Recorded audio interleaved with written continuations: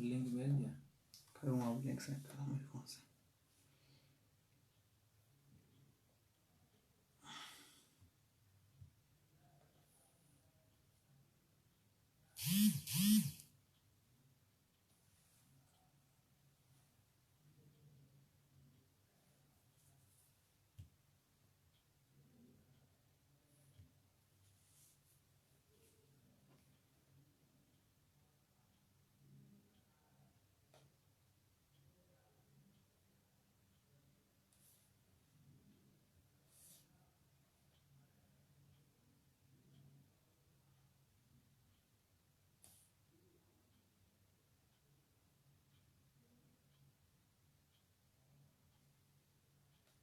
हरीश चंद्र जुड़ गए, हरी हरी बोल।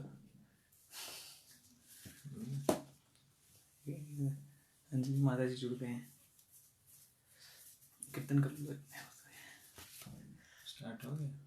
6 जने जुड़ गए। फोन कर देता हूँ, साथ लिए अप्रूव करेंगे आगे, मेरी समझ के बाहर है। चल रहा है क्या? नमो विष्णु हरे कृष्ण जी, वो आगे ना, आप देखा होगा।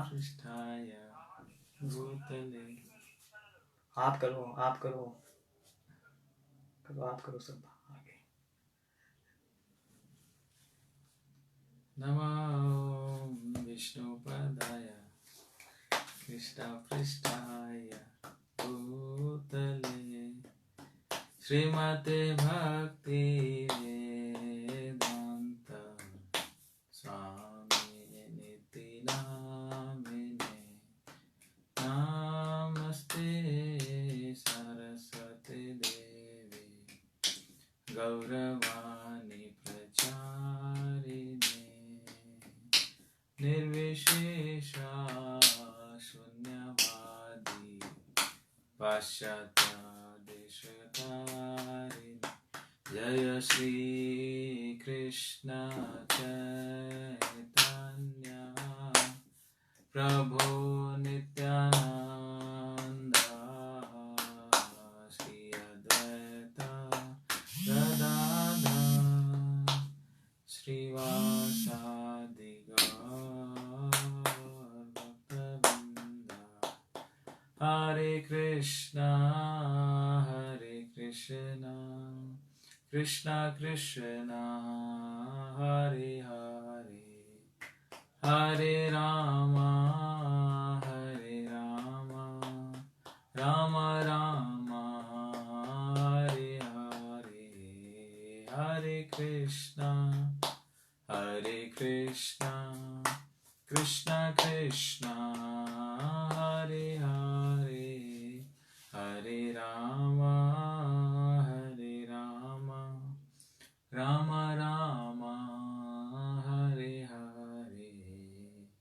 कृष्णा कृष्णा हरे हरे हरे राम राम राम हरे हरे हरे कृष्णा कृष्णा कृष्णा हरे हरे हरे राम राम राम हरे हरे हरे कृष्णा कृष्णा कृष्णा हरे हरे हरे राम राम राम हरे हरे हरे कृष्णा कृष्णा कृष्णा हरे हरे हरे राम राम राम हरे हरे हरे कृष्णा कृष्णा कृष्णा हरे हरे हरे राम राम राम हरे हरे हरे कृष्णा कृष्णा कृष्णा हरे हरे हरे राम राम राम हरे हरे हरे कृष्णा कृष्णा कृष्णा हरे हरे हरे राम राम राम हरे हरे जय राधा माधव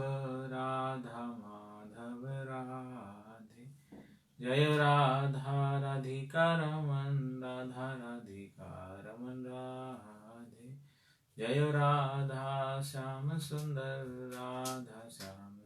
राधे जय जय प्रभुपाद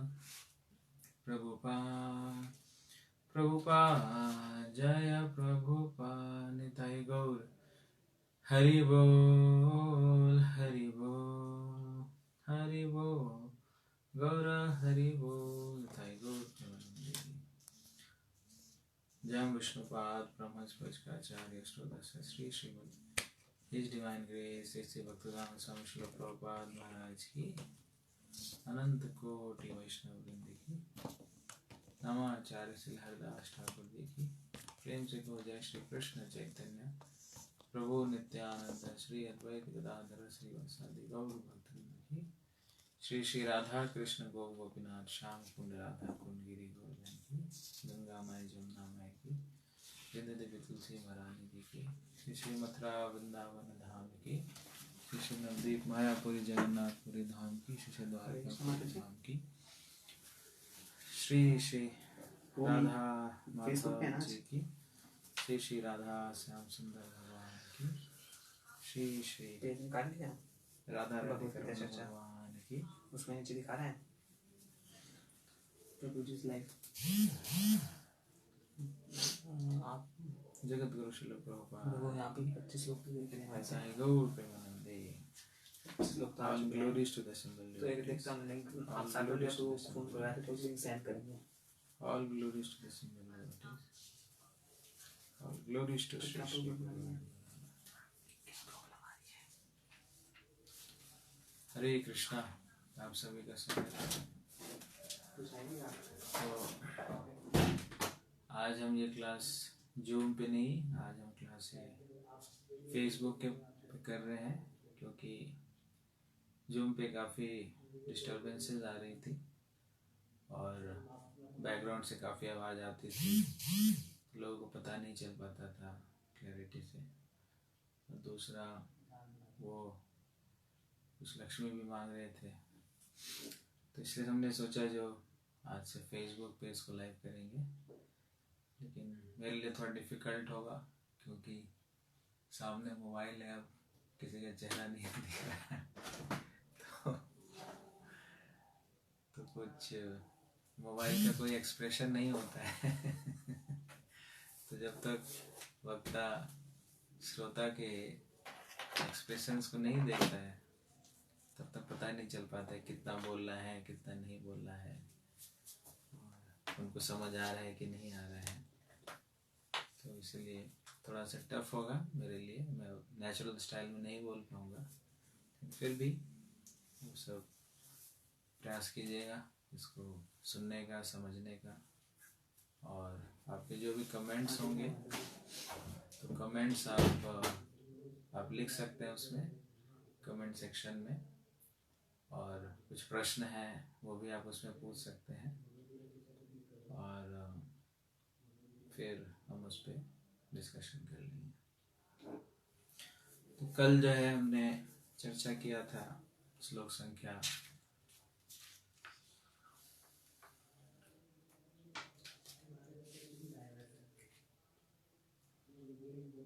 20 तक कि किस प्रकार से जो लोग आत्माराम हैं, जो आत्मनि संतुष्ट लोग हैं, वो भी अपने नियत कर्मों को करते हैं और उनको ऐसा कोई ऑब्लिगेशन नहीं है कि उनको इस प्रकार से किसी प्रिस्क्राइब ड्यूटी में एंगेज होना है। जैसे कल हमने काफ़ी सारे उदाहरण दिए थे, जैसे 4 कुमार थे, ऋषभ देव थे, जड़ भरत, अवंती ब्राह्मण, ऐसे कई सारे अवधूत हुए जो इन चीज़ों से काफ़ी ऊपर थे। सुखदेव गोस्वामी, जिनको किसी प्रकार का ऑब्लिगेशन नहीं है, जो कि आत्मनि में संतुष्ट है। तो ऑब्लिगेशन किनके लिए है? जो लोग बद्ध हैं, तो जो पैशन में है, इग्नोरेंस में है और तीनों गुणों से युक्त है, तो उनके लिए नियमित कार्यों को करना, प्रिस्क्राइब ड्यूटीज़ को करना, अपने कर्तव्यों को करना, ये नितांत आवश्यक है।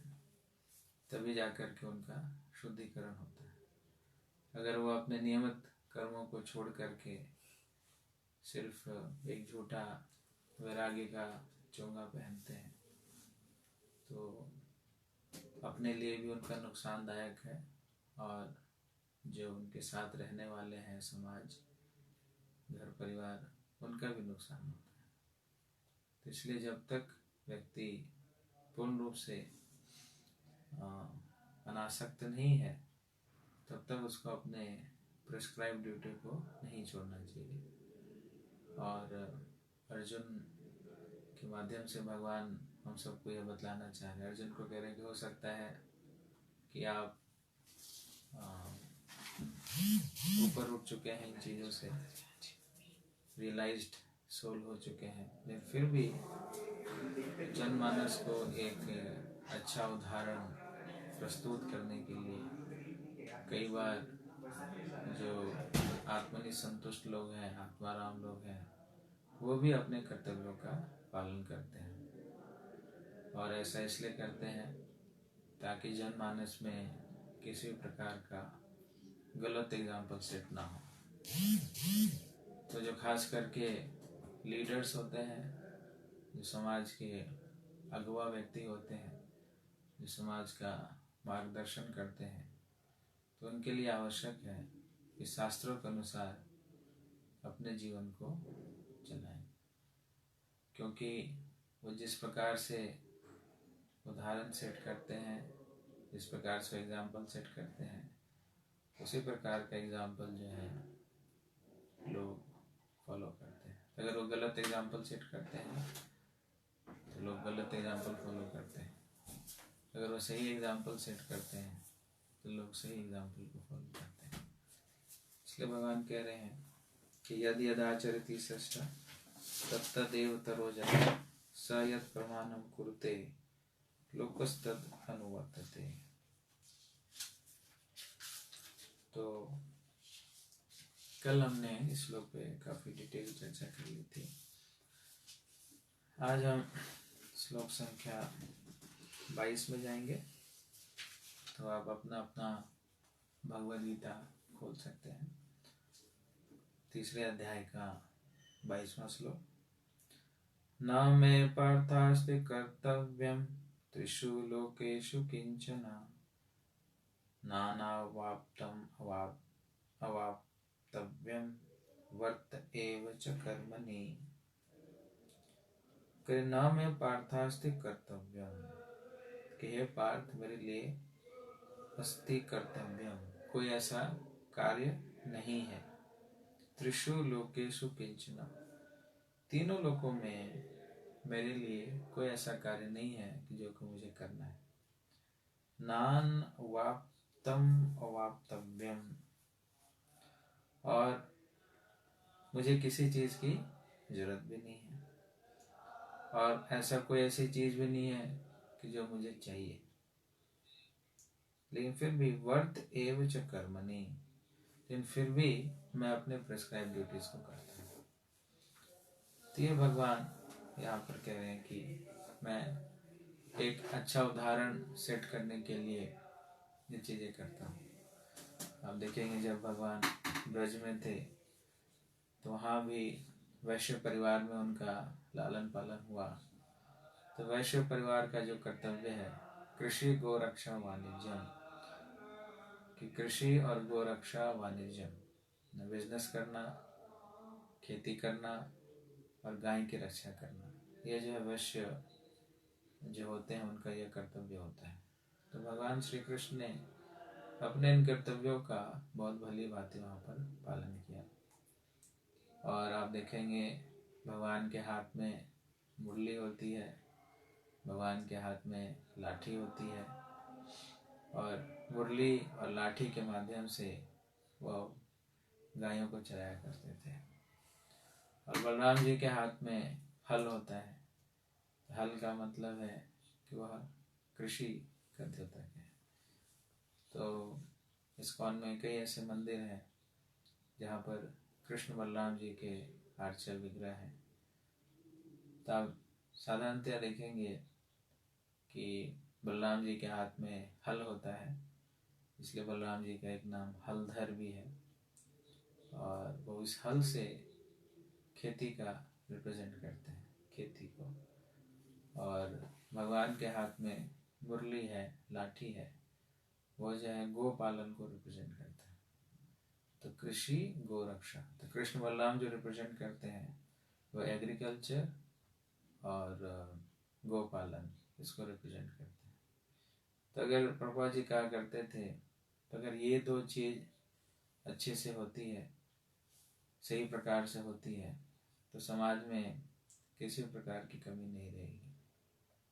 अगर अच्छे से एग्रीकल्चर होता है, अच्छे से गायों की रक्षा होती है, उनकी पूजा होती है, तो समाज में किसी प्रकार की कमी नहीं रह जाती।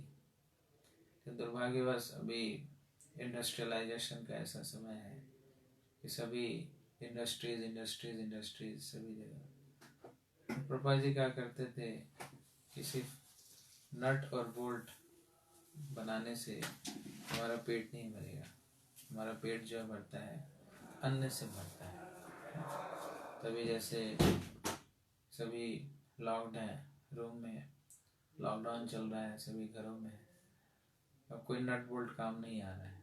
अब जो काम आ रहा है वही अन्न पानी, जो कि भगवान के द्वारा दी गई प्राकृतिक संपदा है। तो भगवान भी जब ब्रज में थे तो ब्रज में उन्होंने अपने कर्तव्यों का भली भांति पालन किया। प्रतिदिन 9 लाख गायों को वो चराते थे और मुरली से उन गायों को मार्गदर्शन करते थे। तो वो जो गाय होती थी उनका भी बहुत प्रेम था भगवान के साथ। तो हर एक गाय के लिए उनकी अलग धुन होती थी। हर एक धुन से वो एक पर्टिकुलर गाय को बुलाया करती थी।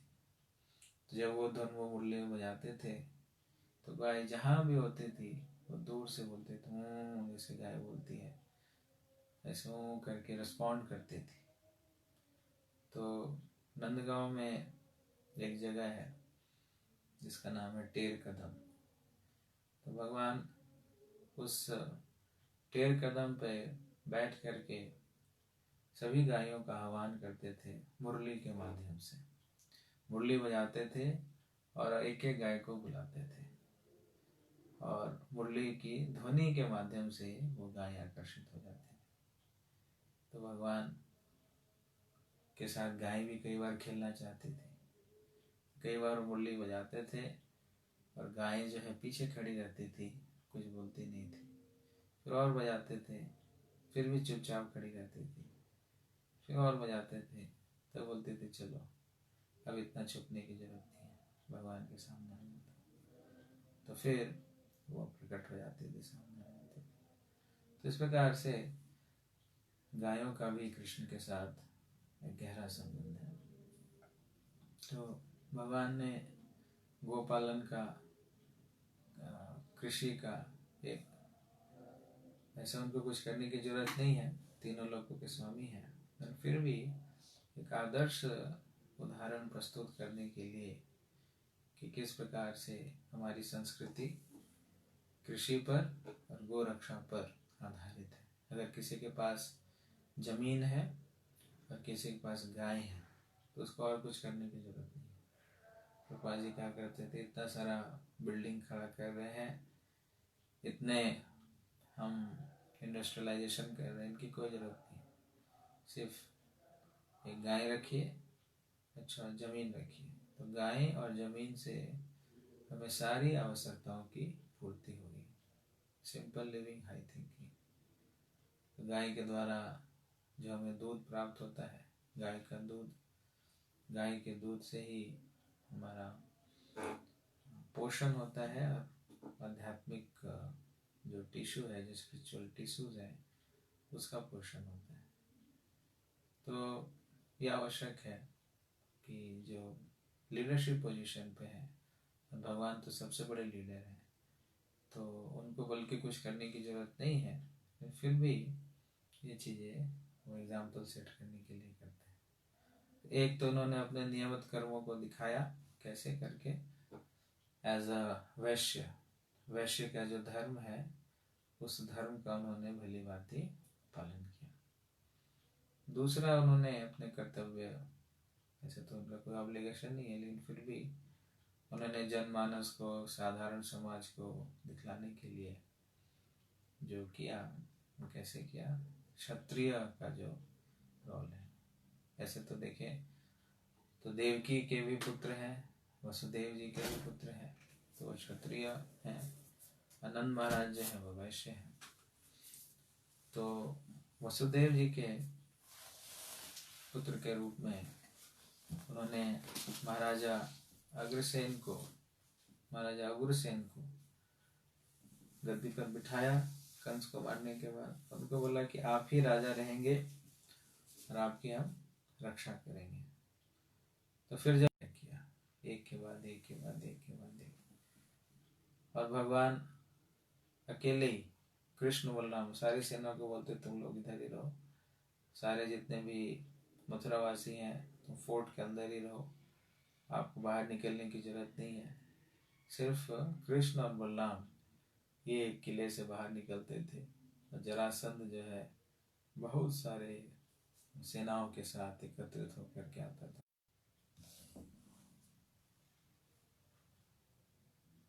आ गया आ गया बीच में चला गया।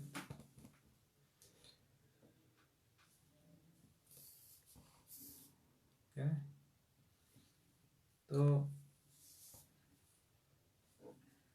जरासंध कई बार आते थे और लड़ने के लिए, तो भगवान जो है पूरी सेना का वो पराजित कर देते थे, अकेले पराजित करते थे अपने भाई दाऊ जी के साथ, बलराम जी के साथ, और सारी सेनाओं को वध करके वो जरासंध को छोड़ देते थे, उसको नहीं मारते थे। तो जरासंध वापस अपनी नगरी मगध, जो कि आज बिहार है, वहाँ जाता था, और फिर वहाँ के जितने मंत्री होते थे वो कहते थे कि आपको डरने की जरूरत नहीं है, आप फिर से चढ़ाई करो। तो ऐसा करके 18 बारी जो है उन्होंने चढ़ाई किया, और हर एक बारी भगवान ने उनकी सेनाओं को समाप्त किया।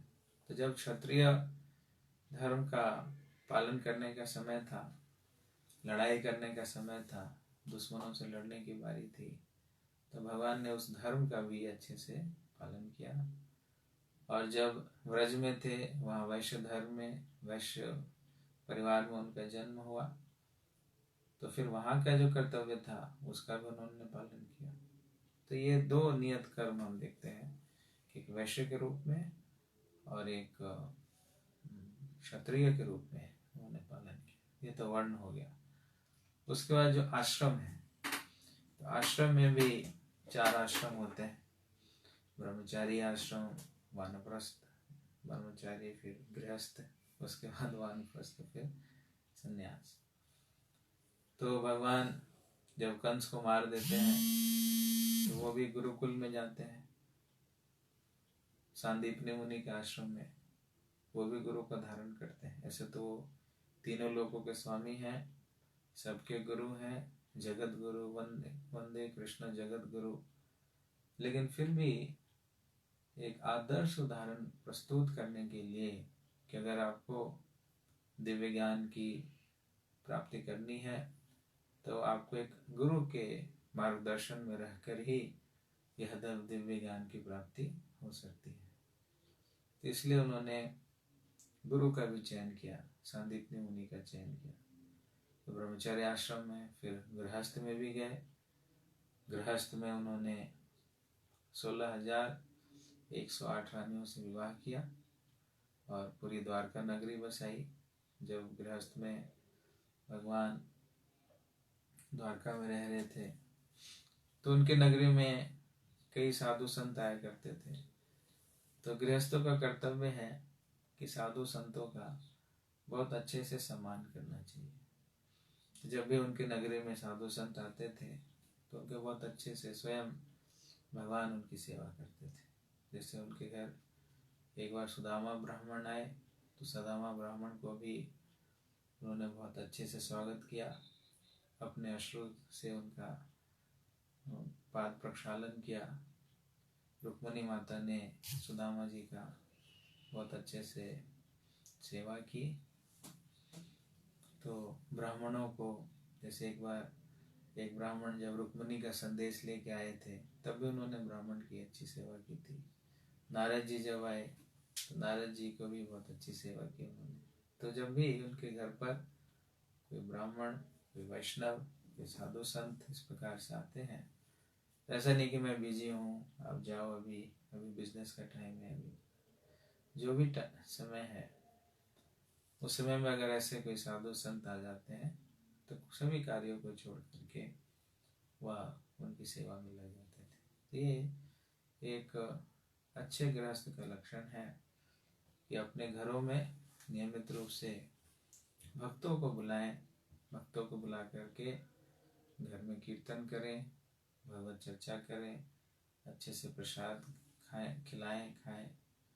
तो ये जैसे प्रभुपाद जी कई बार अपने पिताजी का उदाहरण देते हैं। वो कहते हैं कि कैसे मेरे पिताजी नियमित रूप से अपने घर पर साधु संतों को बुलाया करते थे और साधु संतों को अच्छे से उनकी सेवा करते थे, उनको अच्छे से प्रसाद खिलाते थे और मुझे भी इंगेज करते थे। प्रभुपाद जी कहते थे मुझे भी इंगेज करते थे। और जब साधु संत जाने लगते थे तब उनके पिताजी कहते थे कि आप मेरे पुत्र को आशीर्वाद दीजिए ताकि ये राधा रानी का भक्त बने। राधा दास्यम ये सबसे बड़ी सेवा है। राधा रानी के अनुगत होकर के अगर हमें सेवा मिलती है तो इससे बड़ी बात कुछ नहीं हो सकती है। तो प्रभुपाद जी के पिताजी गौर मोहंडे बहुत बड़े भक्त थे। उनके घर पर राधा गोविंद जी के विग्रह थे, अच्छे विग्रह। तो अपने पुत्र के लिए वह कामना करते थे कि मेरा पुत्र जो है वो राधा रानी का भक्त बने।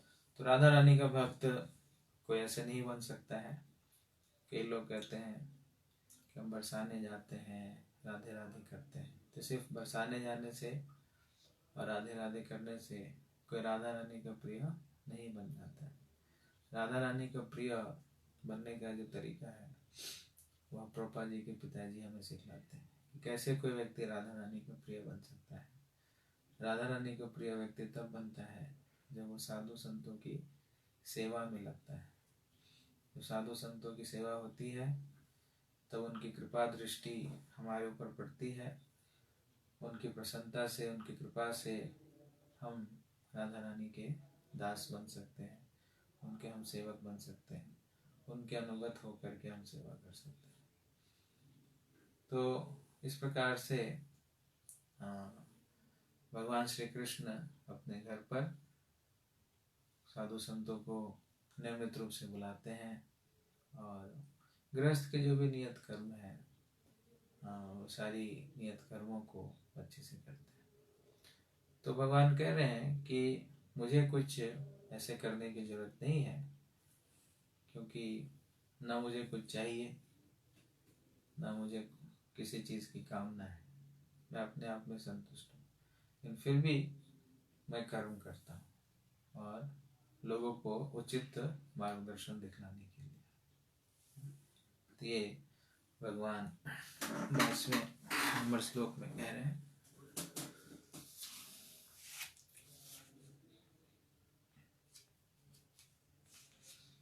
तो 23वें नंबर श्लोक में कह रहे हैं यदि यम न वर्तेयम जातु कर्मण्य तंद्रितः मम वर्तमान वर्तन्ते मनुष्य पार्थ सर्वसा। कि अगर मैं अपने नियत कर्मों को कार्य नहीं करूंगा, अतंद्रिता होकर के ग्रेट केयर के साथ अगर अपने कार्यों को नहीं करता हूँ, तो मम वर्तमान वर्तन्ते मनुष्य पार्थ सर्वसा। कि लोग जो है फिर मेरे पद चिन्हों का पालन करेंगे। तो इसलिए मुझे कार्य करना पड़ता है, इसलिए मैं एक अच्छा उदाहरण सेट करने के लिए कार्य करता हूँ। तो अब हो सकता है कि कई के मन में ऐसा प्रश्न आ रहा हो कि भगवान ने तो कुछ ऐसे भी कार्य किए हैं, क्या हमें उनका अनुसरण करना चाहिए कि नहीं करना चाहिए। जैसे कि भगवान ने रासलीला किया है, भगवान ने गोपियों के वस्त्र चुराए हैं, भगवान ने माखन चोरी की है, और कई लोग इस प्रकार का भगवान कृष्ण के ऊपर एलिगेशन लगाते हैं कि ये कैसा एग्जाम्पल इन्होंने सेट किया। ये तो स्वयं भगवान है, भगवान को तो एक अच्छा उदाहरण प्रस्तुत करना चाहिए, लेकिन उन्होंने चोरी करके, रासलीला करके समाज के बीच में एक गलत उदाहरण प्रस्तुत किया है।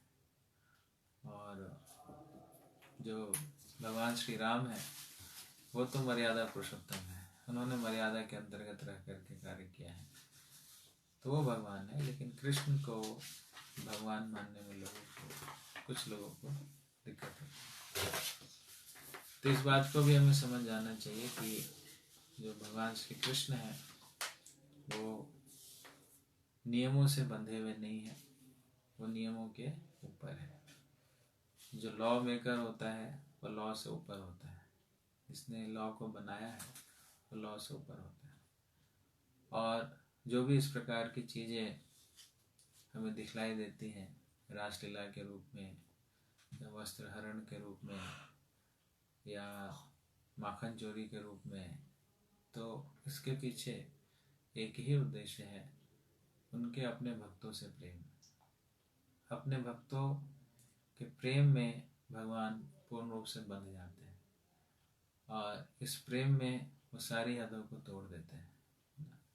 इसलिए भगवान स्वयं कहते हैं कि हे कुंती पुत्र कौन्तेय प्रतिजाना ही न में भक्तया पुण्यश्रुति, कि हे कुंती पुत्र आप जो है ये उद्घोषणा कर दीजिए कि मेरे भक्तों का कभी भी नाश नहीं होता है। तो उद्घोषणा करने के लिए वो अर्जुन को कहते हैं, उद्घोषणा करने के लिए वो अर्जुन को कहते हैं। क्यों? क्योंकि वो अपने प्रॉमिस को, अपने कथन को कई जगह वो तोड़ते भी हैं, लेकिन इसका एक ही कंडीशन है, वो कब तोड़ते हैं? केवल अपने भक्तों की प्रसन्नता के लिए।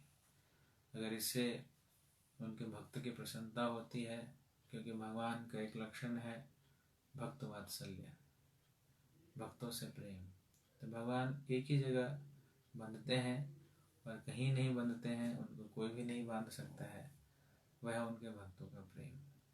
तो माता यशोदा ने भी भगवान को बांधने का प्रयास किया, भगवान बंध भी गए, क्योंकि माता यशोदा का इतना प्रेम था श्री कृष्ण के प्रति। गोपियों ने भी उनको बांधा।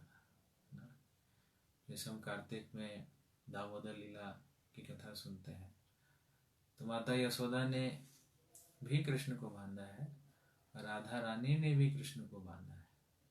तो इसलिए यशोदा दामोदर भी है और राधा दामोदर भी है।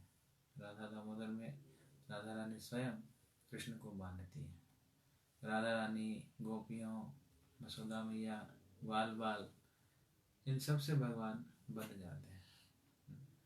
इसलिए कई बार ऐसे दिखने में लगता है कि वह मर्यादा का उल्लंघन कर रहे हैं, लेकिन उस उल्लंघन के पीछे क्या मोटो है, क्या ऑब्जेक्टिव है, यह कई लोगों को समझ नहीं आता। लोग मर्यादा का उल्लंघन अपनी इंद्र तृप्ति करने के लिए करते हैं। आप देखेंगे अभी कई लोग विदेश जाना चाहते हैं कि भारत में बहुत सारा रिस्ट्रिक्शन है, ये है वो है, हम विदेश जाएंगे, अमेरिका जाएंगे, कनाडा जाएंगे और वहाँ पर जा करके रिस्ट्रिक्शंस को तोड़ेंगे। तो लोग रिस्ट्रिक्शंस को तोड़ते हैं अपनी इंद्र तृप्ति के लिए। तो जो अपनी इंद्र तृप्ति के लिए रिस्ट्रिक्शंस को तोड़ता है वो सिंफुल है। लेकिन भगवान जो रिस्ट्रिक्शंस को तोड़ते हैं वो कभी अपने लिए नहीं तोड़ते, क्योंकि अपने लिए उनको कुछ नहीं चाहिए। तो जब भी उन्होंने रिस्ट्रिक्शंस तोड़े हैं, दिखने में लगता है कि इस प्रकार से वो कार्य कर रहे हैं, लेकिन उसके पीछे जो मूल कारण है उनके भक्तों की प्रसन्नता, उनका अपने भक्तों के साथ प्रेम, प्रेम में भगवान सभी रिस्ट्रिक्शंस को तोड़ देते हैं। और जो वृंदावन का भाव ही यही है, जितने भी ब्रजवासी हैं वो सभी कृष्ण को बहुत प्रेम करते हैं, और कृष्ण जो है वो सभी ब्रजवासियों को प्रेम करते हैं। तो ब्रजवासी भी सारी हदों को तोड़ते हैं और कृष्ण भी सारी हदों को तोड़ते हैं। इसलिए ब्रजवासियों का प्रेम जो श्री कृष्ण के साथ है वह अतुलनीय है। उसकी तुलना हम किसी के साथ नहीं कर सकते। उसमें कोई रिस्ट्रिक्शंस नहीं है, कोई मर्यादा नहीं है, केवल एक दूसरे के लिए प्रेम है। तो भगवान इस तरह से कार्य करते हैं। न में पार्थास्ति कर्तव्यम त्रिषु लोकेषु किंचना नान अवाप्तम आप्तव्यम वर्त एव च कर्मणि। मेरे लिए ऐसा कुछ करने की जरूरत नहीं है, लेकिन फिर भी मैं इन सारे कार्यों को करता हूँ, ऐसा वो कह रहे हैं।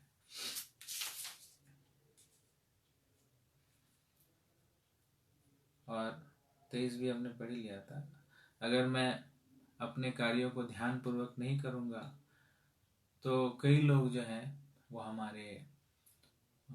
मेरे इस उदाहरण का गलत एग्जाम्पल ये सेट करेंगे, मेरे इस एग्जाम्पल को कोट करेंगे कि कृष्ण में तो ऐसा नहीं किया था तो हम भी ऐसा क्यों करें। तो इसलिए मैं अपने सारे कर्तव्यों को अच्छे से नियमित रूप से पालन करता हूँ। 24 नंबर श्लोक में कहते हैं,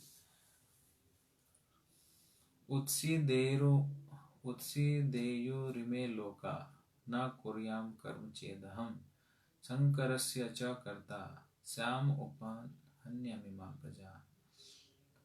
कि अगर उत्सीदेयु कि सब कुछ समाप्त हो जाएगा, इमे लोका जितने भी लोग हैं सभी, न कुर्यम कर्म चेतम अगर मैं अपने कर्म को, अपने नियत कार्यों को भली भांति नहीं करता हूँ तो तीनों लोकों में अराजकता फैल जाएगी।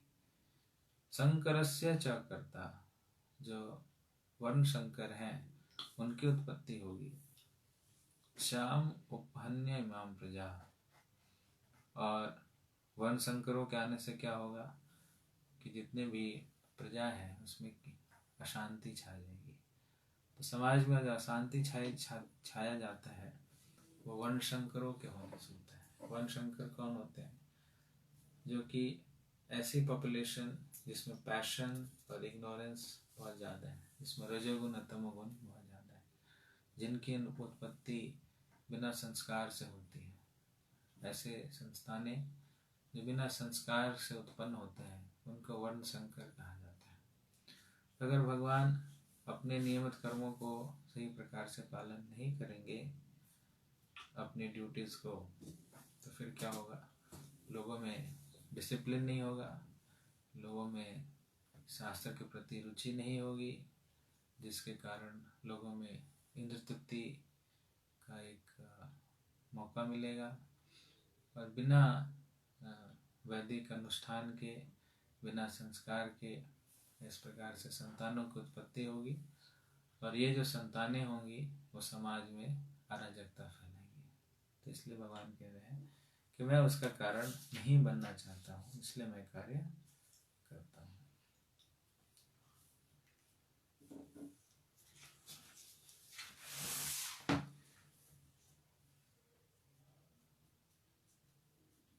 अब श्लोक संख्या 25 से लेकर के श्लोक संख्या 29 तक, इसमें अटैच्ड वर्कर और डिटैच्ड वर्कर के विषय में बतलाया गया है कि अटैच्ड वर्कर कैसा होता है और डिटैच्ड वर्कर कैसा होता है।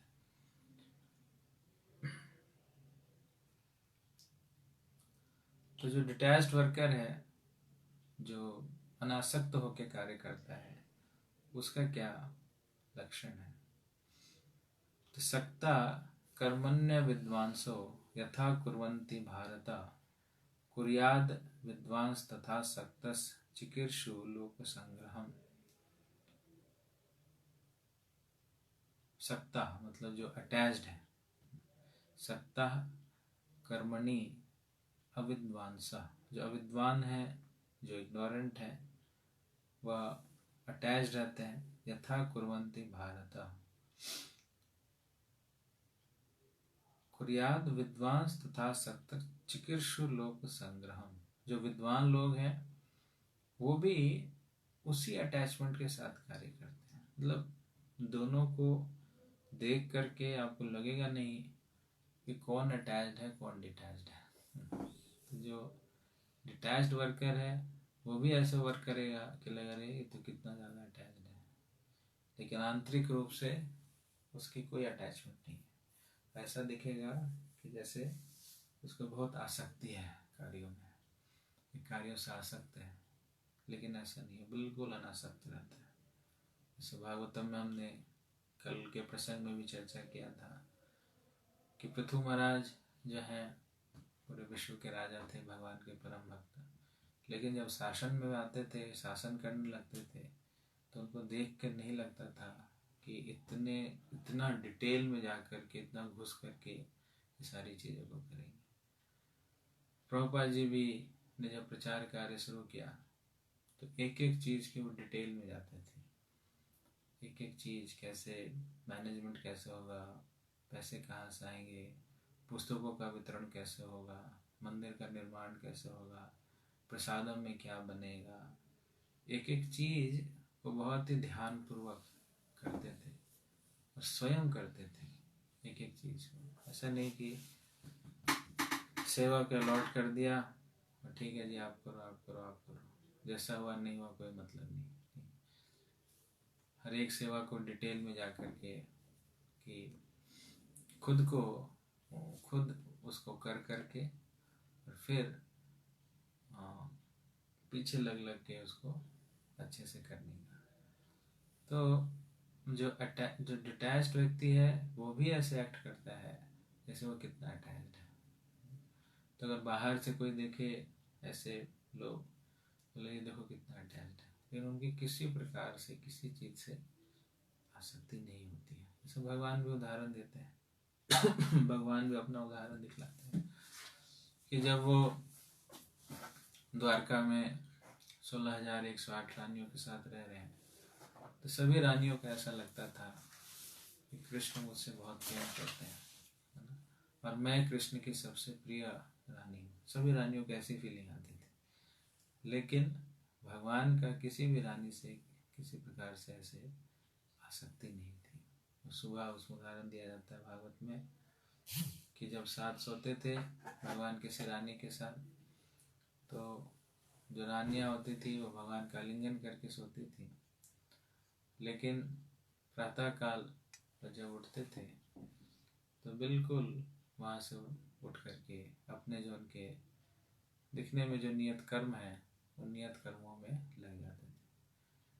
तो एक्सटर्नली वो दिखने में लगता था कि कितने अपने गृहस्थ जीवन में आसक्त हैं, लेकिन भगवान को किसी प्रकार से किसी चीज़ में आसक्ति नहीं थी। तो जो डिटैच्ड व्यक्ति है वह जब अपने कार्यों को, अपने नियत कर्मों को करता है तो ऐसा लगता है कि देखो इसमें इतना घुस करके कर रहा है, इसको इतनी अटैचमेंट है, लेकिन आंतरिक रूप से आप देखेंगे तो उसको किसी प्रकार से आसक्ति नहीं है। जैसे परीक्षित महाराज भी राज्य का इतने अच्छे से संचालन कर रहे थे कि जैसे यही सब कुछ कर रहे हैं, इनके बिना तो कुछ हो ही नहीं सकता। ऐसे जो काम होता है वैसे थे कि एकदम एक एक चीज़ के पीछे जा करके अच्छे से डिटेल में करना। प्रभुपाद जी कई जगह कहते हैं attention is the sign of devotion, going into the details, जो डिटेल्स में जाना है, जो हम डिटेल्स में जा कर के सावधानी पूर्वक चीज़ों को एक एक चीज़ को देखते हैं कि कैसे होगा क्या होगा, इसका मतलब हमें उस चीज़ से प्रेम है, तभी हम उसके डिटेल्स में जा रहे हैं। न्यूट्रल में है तो इसका मतलब हमें उससे कोई लगाव नहीं है। तो जो अनासक्त व्यक्ति है वो भी ऐसे डिटेल में जा कर के सारी चीज़ों को करता है जैसे कि एक आसक्त व्यक्ति करता है। तो आप बाहरी रूप से देखेंगे तो आसक्त अनासक्त आपको पता ही नहीं चलेगा कि आसक्त है या अनासक्त है, लेकिन आंतरिक रूप से देखेंगे जैसे परीक्षित महाराज को एकदम से पता चला कि अब समय आ गया सब कुछ छोड़ने का, तो एकदम छोड़ करके वो भगवान के भजन में कथा श्रवण में लग गया। लेकिन जो अटैच्ड व्यक्ति है उसको शॉक लगेगा, अरे ये क्या हो गया, मुझे कैसे ऐसा शाप मिल गया, मेरे साथ ऐसा नहीं होना चाहिए, मुझे तो अभी बहुत कुछ करना है, इस प्रकार से उसका रिएक्शन होगा। लेकिन जो डिटैच्ड व्यक्ति है अपने काम में मस्त है, लेकिन जैसे उसको सूचना मिलती है कि छोड़ो अब, एकदम से वो छोड़ के अपने कार्य में लग जाता है। तो इसलिए ये इसका लक्षण है, एक डिटैच्ड व्यक्ति का और एक डिटैच्ड व्यक्ति का। डिटैच्ड व्यक्ति की पहचान जो परिस्थिति होती है, जब उसको छोड़ने की बारी आती है तो एकदम से वो छोड़ता है, लेकिन जो अटैच्ड व्यक्ति है वो उसको एकदम से नहीं छोड़ सकता है, ये इसका लक्षण होता है। तो उसमें वो कह रहे हैं कि जिस प्रकार से सक्तः कर्मणि विद्वांसो यथा कुर्वन्ति भारत कुर्याद विद्वांस तथा सक्तश्चिकीर्ष लोक संग्राम। तो जो डिटैच्ड व्यक्ति है वो इस प्रकार से कार्य करते हैं कि बिल्कुल जैसे उनकी आसक्ति है उस कार्य को करने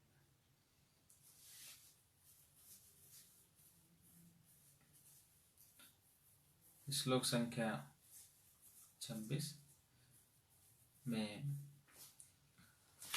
जो ऐसे लोग होते हैं वह जो अनासक्त है वो उन लोगों को परेशान नहीं करते ज़्यादा जो कि अपने कार्यों में आसक्त है। तो ये इसमें कह रहे हैं कि न बुद्धि भेदम जनयेद ज्ञानम कर्म संग्रीनाम जोशयेत सर्व कर्माणि विद्वान युक्तः समाचरण। कि न बुद्धि भेदम, कि उनकी बुद्धि को भेद नहीं करते, डिस्टर्ब नहीं करते। जनयेत आज्ञानाम कर्म संगीनाम, जो अपने जनियत अज्ञानाम, जो अज्ञानी व्यक्ति हैं, जो फुलिश, जो इग्नोरेंट हैं, उनको वो डिस्टर्ब नहीं करते। कर्म संगीनाम, जो कि अपने फुटिव एक्टिविटीज में लगे हुए हैं। जो शयेत सर्व कर्माणि विद्वान युक्तः समाचरण।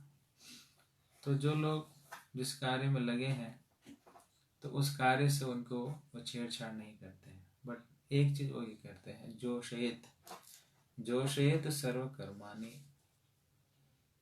कि उनका जो प्रवृत्ति है, उनका जो स्किल्स हैं, उनके जो टैलेंट्स हैं, उनके जो अटैचमेंट्स हैं, उन सभी स्किल्स, अटैचमेंट्स और कॉम्पिटेंस, उनका जो प्रवृत्ति है, इन सब को वो जोशयेत करते हैं।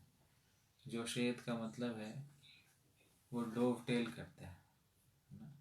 तो जो फुलिश है, जो इग्नोरेंट है, जो अटैच्ड है अपने वर्क से, अपने घर से, अपनी संपत्ति से, अपनी सारी चीज़ों से, तो उनको ऐसा कभी नहीं बोलते कि ये सब छोड़ो। वो क्या करते हैं कि उन्हीं प्रवृत्तियों को वो भगवान से जोड़ने का प्रयास करते हैं। तो जब वो उसको जोड़ते हैं तब उनकी प्रवृत्तियां जो हैं वो शुद्ध होती है। तो जैसे मान लो किसी को पढ़ने में बहुत आसक्ति है, कोई पीएचडी करना चाहता है, तो उसको ऐसा नहीं कहेंगे कि तुम्हें पीएचडी नहीं करना है, उसको खूब करना है, पीएचडी बहुत अच्छे तरीके से करना है, पीएचडी में टॉप करना है और सबसे नंबर 1 पे आना है। या किसी को आईएएस करने की इच्छा है तो उनको ऐसा नहीं बोलेंगे कि देखो तुम आईएएस क्यों कर रहे हो, अपना टाइम वेस्ट कर रहे हो, जीवन का लक्ष्य जो आईएएस बनना नहीं है, जीवन का लक्ष्य है कृष्ण भक्त बनना, ऐसा नहीं बोलते।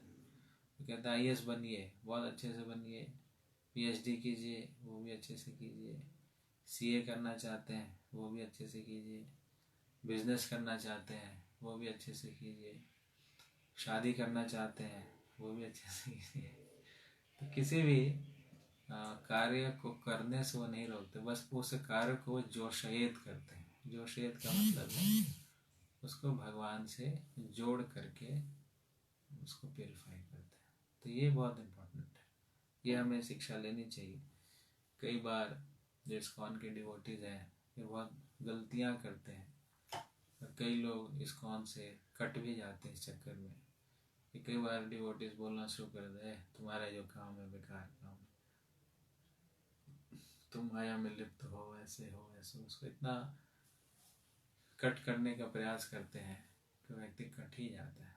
तो हमें कट नहीं करना, इस शब्द का हमें अच्छे से ध्यान रखना है, क्योंकि भगवान कह रहे हैं जो शहीद, कि वो जो कार्य करता है उसको करने दीजिए, लेकिन उस कार्य को भगवान से जोड़ने का प्रयास कीजिए। वो पीएचडी करता है तो बोला हाँ आपको कृष्ण की प्रसन्नता के लिए पीएचडी करना है। वो कहता है कि मुझे अच्छा बिजनेस करना है तो खूब अच्छा बिजनेस करो, लेकिन किसकी प्रसन्नता के लिए? कृष्ण की प्रसन्नता के लिए। तो जैसे ही वहाँ पर कृष्ण आ जाते हैं तो उसका शुद्धिकरण होने लगता है। जैसे कि नारद जी का जो प्रीचिंग स्टाइल है वो ऐसा ही है, वो किसी को कट नहीं करते हैं, वो जोड़ देते हैं। ध्रुव महाराज को बहुत गुस्सा था अपनी माता के ऊपर। उनकी माता सौतेली माता थी सुरुचि, उन्होंने उनको अपने पिताजी के जंघा पर बैठने से मना कर दिया। इनका बहुत गुस्सा आया कि इसकी कैसे इतनी हिम्मत हो गई, मैं तो इन्हीं का पुत्र हूँ, क्यों नहीं मुझे इस पर बैठने के लिए कहते? क्षत्रिय खून के थे। तो उन्होंने अपनी माता से पूछा, तो माता ने बोला बेटा मेरे पास तो कोई उपाय नहीं है। तो उपाय कहाँ मिलेगा? तो उपाय आपको भगवान से मिलेगा।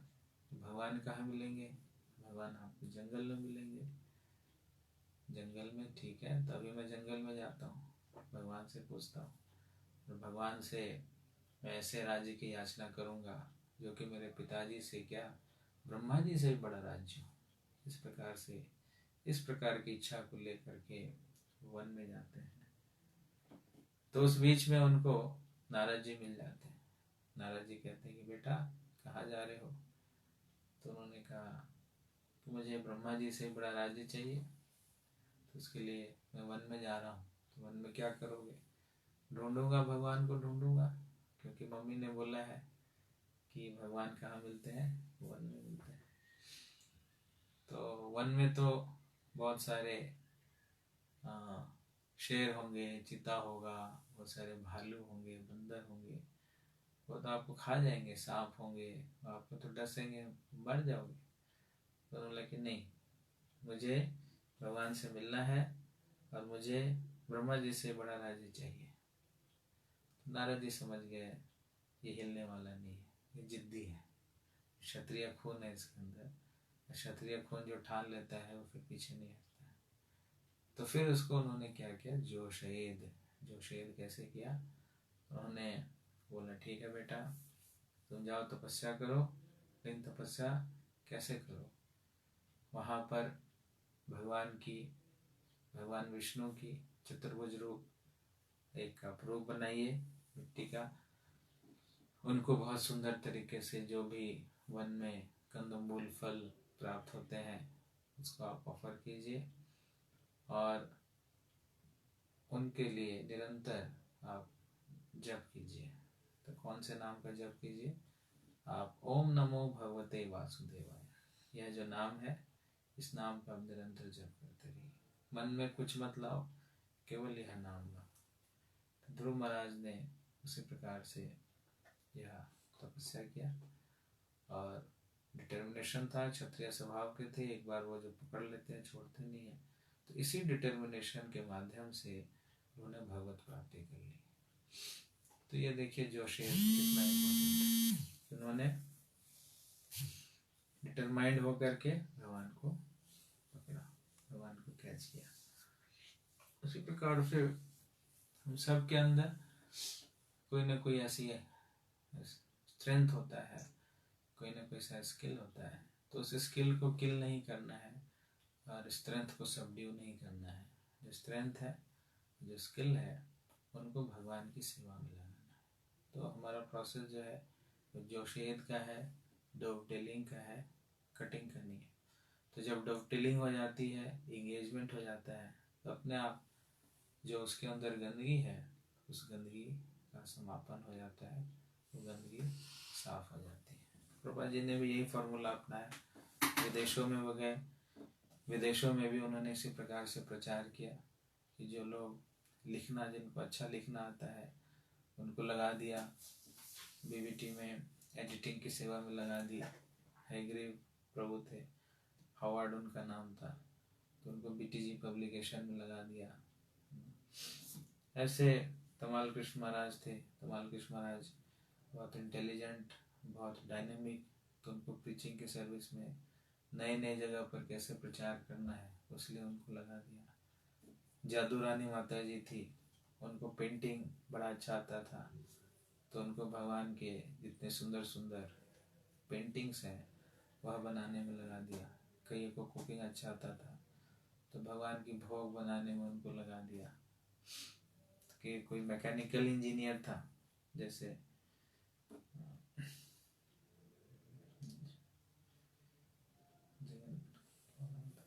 जयानंद प्रभु, तो जयानंद प्रभु जो मैकेनिकल इंजीनियर थे, तो उनको लगा दिया कि आप जो है जगन्नाथ जी का रथ बनाइए। आपने इंजीनियरिंग की हुई है ऑटो पार्ट से, ऑटो बनाने में, तो जगन्नाथ जी का जो है आप रथ बनाइए। तो उन्होंने बड़े सुंदर तरीके से पहला जब रथ यात्रा किया था सैन फ्रांसिस्को में, तो वहाँ पर जो रथ था, बड़े बड़े रथ बनाए, जगन्नाथ जी का अलग, सुभद्रा जी का अलग, बलदेव जी का अलग, तो सारे रथों का उन्होंने निर्माण किया। तो जो जिसकी जैसी टेंडेंसी थी, उस टेंडेंसी को इंगेज किया।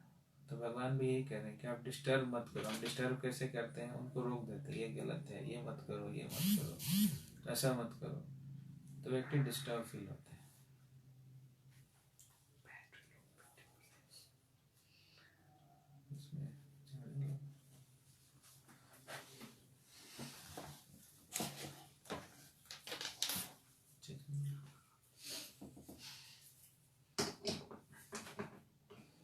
तो जोशील शब्द को हमें भी समझने का प्रयास करना चाहिए कि अपनी प्रवृत्तियों को हमें दबाना नहीं है, अपनी प्रवृत्तियों को हमें इंगेज करना है। अगर आपको अच्छा कुकिंग आता है तो उसको मत दबाओ। खाने की प्रवृत्ति अच्छी नहीं है, खाने की प्रवृत्ति है, खूब खाना चाहते हैं तो खाइए, लेकिन इसमें कंडीशन डाल दीजिए कि पहले मैं खूब अच्छे से पकाऊंगा या पकाऊंगी, फीस्ट बनाऊंगा या बनाऊंगी, और जो भी भक्त हैं उनको बुलाऊंगा या बुलाऊंगी, पहले उनको खिलाऊंगा या खिलाऊंगी और फिर तो खाना बुरा नहीं है, लेकिन पहले कृष्ण को और उनके भक्तों को खिलाएं। पैसा कमाना बुरा नहीं है, लेकिन उस पैसों को भगवान की सेवा में लगाएं। लड़ाई करना बुरा नहीं है, लेकिन लड़ाई भक्तों की रक्षा करने के लिए लड़ना है, न कि भक्तों को परेशान करने के लिए लड़ना है ना। जैसे हनुमान जी, उन्होंने भी लड़ाई किया, लेकिन असुरों से लड़ाई किया, बानरों से लड़ाई नहीं किया। लड़ाई करने की प्रवृत्ति को हमें प्रचार कार्य में लगाना है, और अपने साथ के भक्तों के साथ नहीं। प्रभुपाद जी कहा करते थे कि we should be like a lion outside and we should be like lamb inside. कि जैसे एक मेमना होता है, बहुत मासूम होता है, तो अपने भक्तों के समाज में हमें मासूम बन करके मेमने की तरह रहना है। लेकिन जब प्रचार की बारी आती है, जब प्रभुपाद जी के लिए कुछ मिशन उठाना है, कुछ रिस्क लेना है, कुछ चैलेंज लेना है, तो उस समय मेमना नहीं बनना चाहिए, उस समय हमें सिंह की तरह आगे बढ़ना चाहिए। तो और जब कैसे सिंह बन, और क्या परिस्थिति है कि जब कोई आपके फिलॉसफी को कट करता हो, जब हमारे संप्रदाय और हमारा जो सिद्धांत है, जो वैष्णव सिद्धांत है, उसका कोई कट करता हो, तो फिर अपने फिलॉसफी के माध्यम से हमें उसे सिद्धांत, अपने जो सही सिद्धांत है उसको स्थापित करना चाहिए। जैसे भक्ति सिद्धांत महाराज जब भी निकलते थे रास्ते पर, तो जो भी मायावादी होते थे, निराकारवादी होते थे, वो उनको देखकर ही अपना रास्ता काट दिया करते थे। तो इसलिए भक्ति सिद्धांत महाराज को सिंह गुरु कहा जाता है, लाइन दो कहा जाता है। सिंह हमें बनना है, लेकिन भक्तों के बीच में सिंह नहीं बनना है। भक्तों के बीच में हमें मेमने की तरह बन के रहना चाहिए। और बाहर जब हम प्रचार में जाते हैं तो हमें सिंह की तरह होना चाहिए। तो लड़ने की प्रवृत्ति को भी हम इंगेज कर सकते हैं, हम कमाने की प्रवृत्ति को भी इंगेज कर सकते हैं, खाने की प्रवृत्ति को भी इंगेज कर सकते हैं, गाने की प्रवृत्ति को इंगेज कर सकते हैं। तो किसी भी प्रवृत्ति को हमें दबा के नहीं रखना चाहिए, खुद का भी और किसी दूसरे का भी जो प्रवृत्ति है उसकी प्रवृत्ति को भी हमें दबाना नहीं चाहिए। तो यह भगवान हमें शिक्षा देते हैं। अगर कोई व्यक्ति भक्ति से नहीं जुड़ना चाहता है तो उसके साथ भी हमें जबरदस्ती नहीं करना चाहिए। जैसे कि प्रभुपाद जी एक बार फ्रांस में गए थे, तो फ्रांस में जब उन्होंने लेक्चर करना शुरू किया तो वहाँ के लोगों ने बोला कि अरे ये कहाँ से स्वामी जी आ गए, बड़े गद्दी पर बड़े आसन पर बैठे हुए हैं, हम उनकी कथा को नहीं सुनेंगे। और वह उल्टे सीधे शब्द बोलने लगे प्रभुपाद जी के लिए। प्रभुपाद जी ने बोला देखो अभी ये ठीक समय नहीं है लेक्चर करने का, यहाँ हम लेक्चर नहीं करेंगे, यहाँ पर हम प्रसाद बांटेंगे। तो उन्होंने वहाँ पर कोई लेक्चर नहीं किया, कोई कीर्तन नहीं किया, क्योंकि वहाँ की जो परिस्थिति थी वैसे नहीं थी। तो इसलिए उन्होंने वहाँ पर फूड प्रसाद डिस्ट्रीब्यूशन किया। तो कई बार ऐसे लोग होते हैं जो हमारी बातों को समझ नहीं पाते हैं, तो उनके साथ भिड़ना नहीं चाहिए, उनको प्रसाद दे देना चाहिए, चुपचाप हरे कृष्णा बोलकर निकल जाना चाहिए और उनको डिस्टर्ब नहीं करना चाहिए। तो ये भगवान कह रहे हैं कि ना बुद्धि वेदम जनेत ज्ञानम कर्म संगिलाम जोशेत सर्व कर्माणि विद्वान युक्त समाचरा। तो उसको हमें जोशेत सर्व कर्माणि, उसके सारे कर्मों को जोशेत करना है।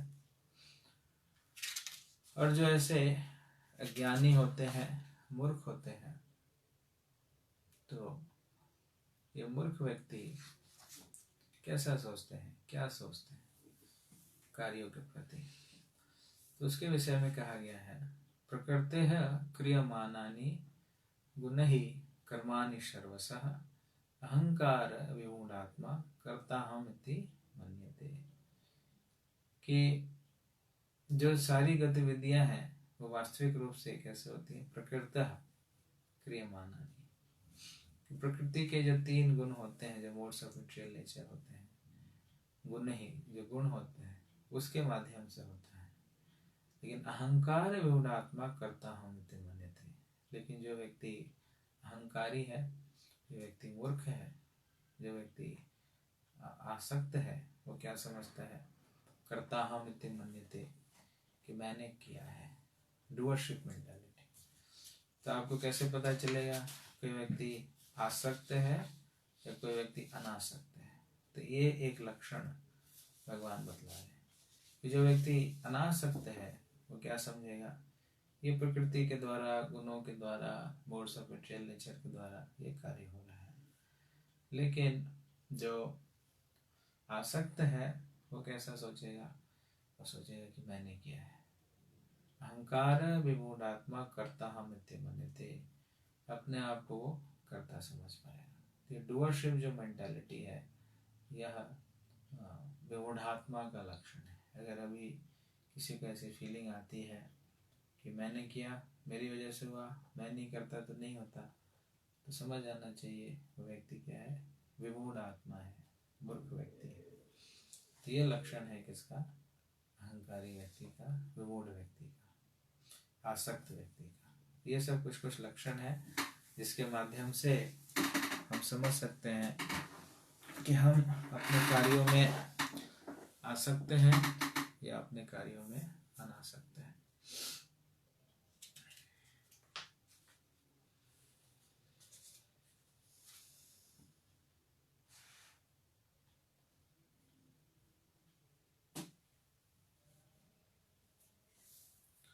तो इसमें फिर कैसे समझना है कि जीव फिर क्या करता है।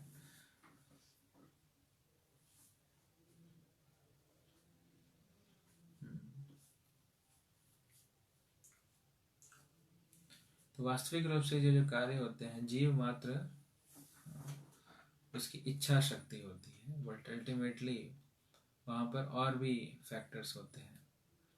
वहाँ का जो गुण है, वहाँ का जो क्षेत्र है, प्लेस है, वहाँ के जो हमारी इंद्रियां हैं, और अल्टीमेटली जो कारण होते हैं वो भगवान होते हैं, परमात्मा होते हैं।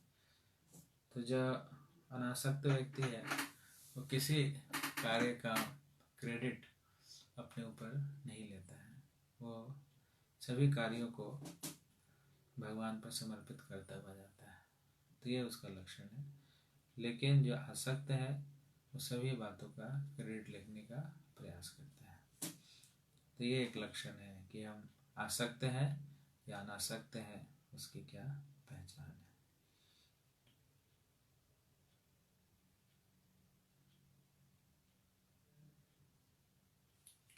जो व्यक्ति ज्ञान में स्थित है, जो तत्वित है, उसका क्या लक्षण है, उसकी क्या सोच होती है।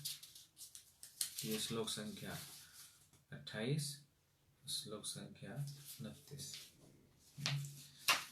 तत्त्ववित्तो महाबाहो गुना कर्म विभागयो गुना गुणेषु वर्तन्ता इति मत्वा न सज्जते। So one who is in knowledge of the absolute truth, almighty armed, does not engage himself in the senses and sense gratification. तो जो व्यक्ति तत्वित है, भगवान पर उसकी जो प्रज्ञा स्थित हो चुकी है, तो अपनी इंद्रियों को इंद्र तृप्ति में नहीं लगाता है, और उसको पूरा पता होता है कि work in devotion and work for fruitive results, दोनों में क्या अंतर है। तो दोनों का जो विभाग है, गुण कर्म विभाग है, तो उसको इसमें क्लैरिटी रहती है इस चीज़ की, वो किसकी प्रसन्नता के लिए कर रहा है, अपनी प्रसन्नता के लिए कर रहा है या फिर भगवान की प्रसन्नता के लिए कर रहा है। तो ये उसका लक्षण है। दूसरा लक्षण है प्रकृतिर गुण समूढ़ा सज्जन्ते गुण कर्मसु तान कृष्ण विदो मंदान कृष्ण समन विचालयेत।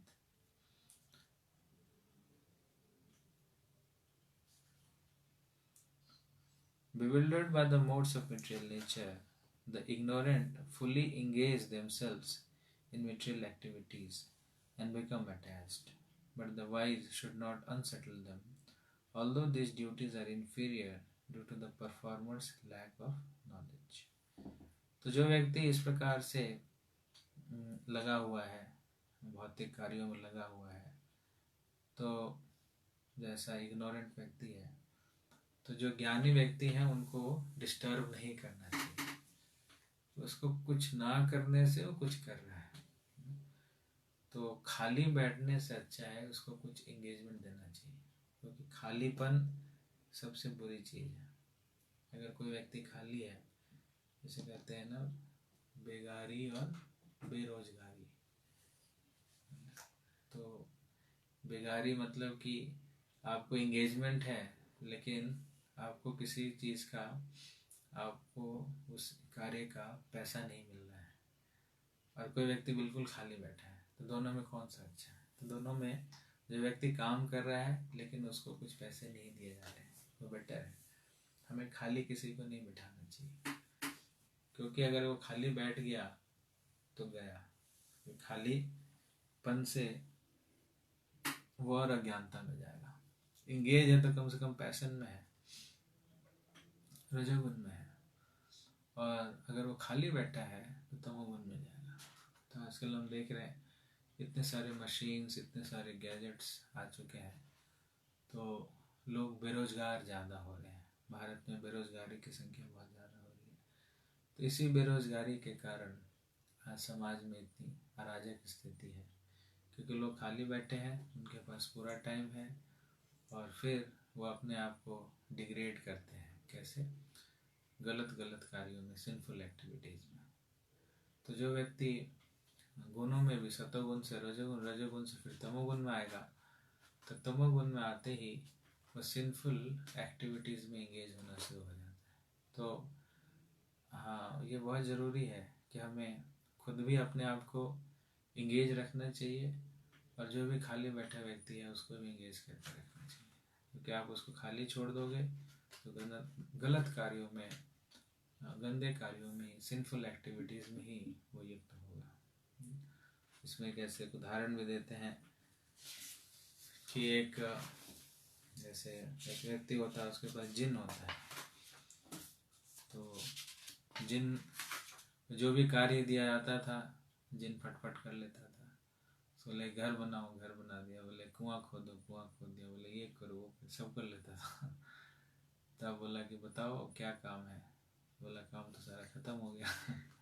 बोले काम नहीं दोगे तो मैं तुम्हें खा जाऊंगा।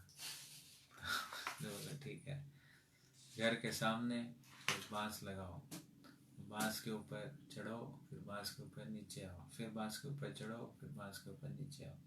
बोले कितनी बार करना है। बोले जब तक मैं बोलूँ नहीं रुकने के लिए तब तक करते रहो। तो उस जिन ने यही काम ऐसे ऐसे किया, तब जाके वो कंट्रोल में आया। तो इसी प्रकार से हमारा जो मन है अभी अशुद्ध है, तो इसको कार्य चाहिए। तो इसलिए माया को समय नहीं देना चाहिए। कई बार कहते हैं लोग क्या माया से कैसे बचें। तो माया से बचने का सबसे आसान तरीका है कि अपने दिनचर्या में 26 घंटे की सेवा रखें। 24 घंटे में 26 घंटे की सेवा, जिसमें माया के लिए के थोड़ा भी समय ना हो। जहाँ भी माया को गैप मिलेगा, माया वहीं पे प्रवेश कर जाती है। तो अपने आप को फुली इंगेज करके रखना चाहिए। तो इंगेजमेंट बहुत ज़रूरी है। तो जो लोग इग्नोरेंट हैं, अपने अटैच तरीके से काम कर रहे हैं, तो उनको हमें काम करने देना चाहिए, उनको खाली बिठाना नहीं चाहिए। वे भगवान कह रहे हैं कि प्रकृति गुण सम्मूढ़ा सजनते गुण कर्मशो तान कृष्ण विदो मंदान कृष्ण बिन विचालित। तो ऐसे लोगों को विचालित नहीं करना चाहिए, इंगेज करके रखना चाहिए। अब वो इंगेजमेंट रहेगा तो उससे वो सीखेगा, वो खाली बैठेगा तो वो फिर गड़बड़ करेगा। तो इंगेजमेंट्स आर नेसेसरी।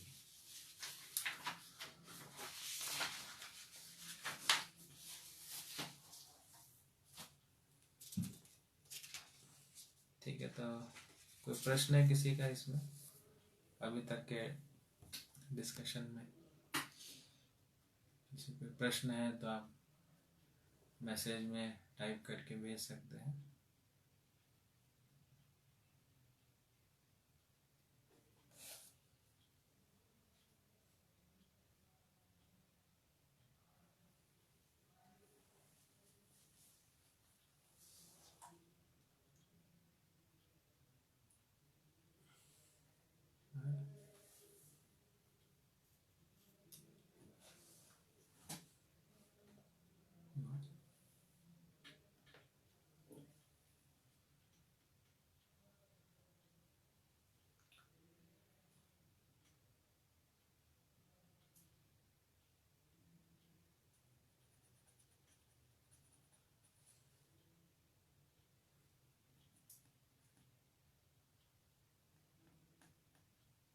लोग हैं यस, तो चलिए।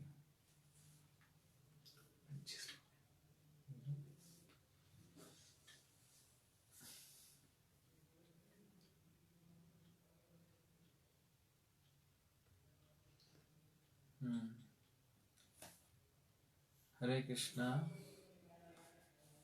How engaging in many services, but how to boost?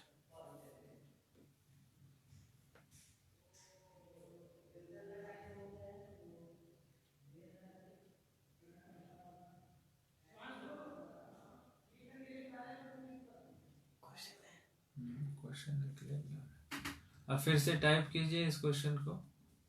अच्छा जी,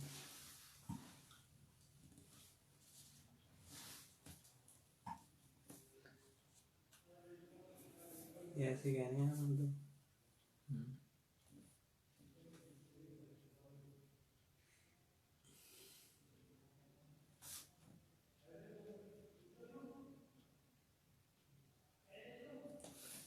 कि अभी बहुत सारी सर्विस में एंगेज है, लेकिन उसको मतलब बारी बारी बूस्ट बूस्ट कौन करेगा, बूस्ट कैसे करेगा खुद को।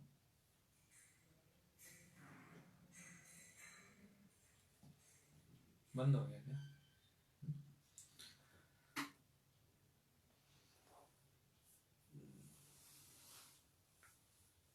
डीपली एंगेजमेंट,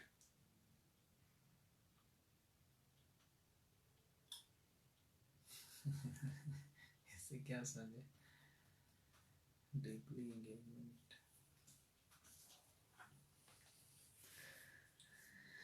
हिंदी में लिख दीजिए।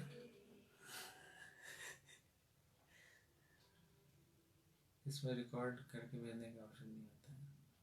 ये साथ में आ भी सकते हैं टुगेदर वीडियो में, आ भी सकता है।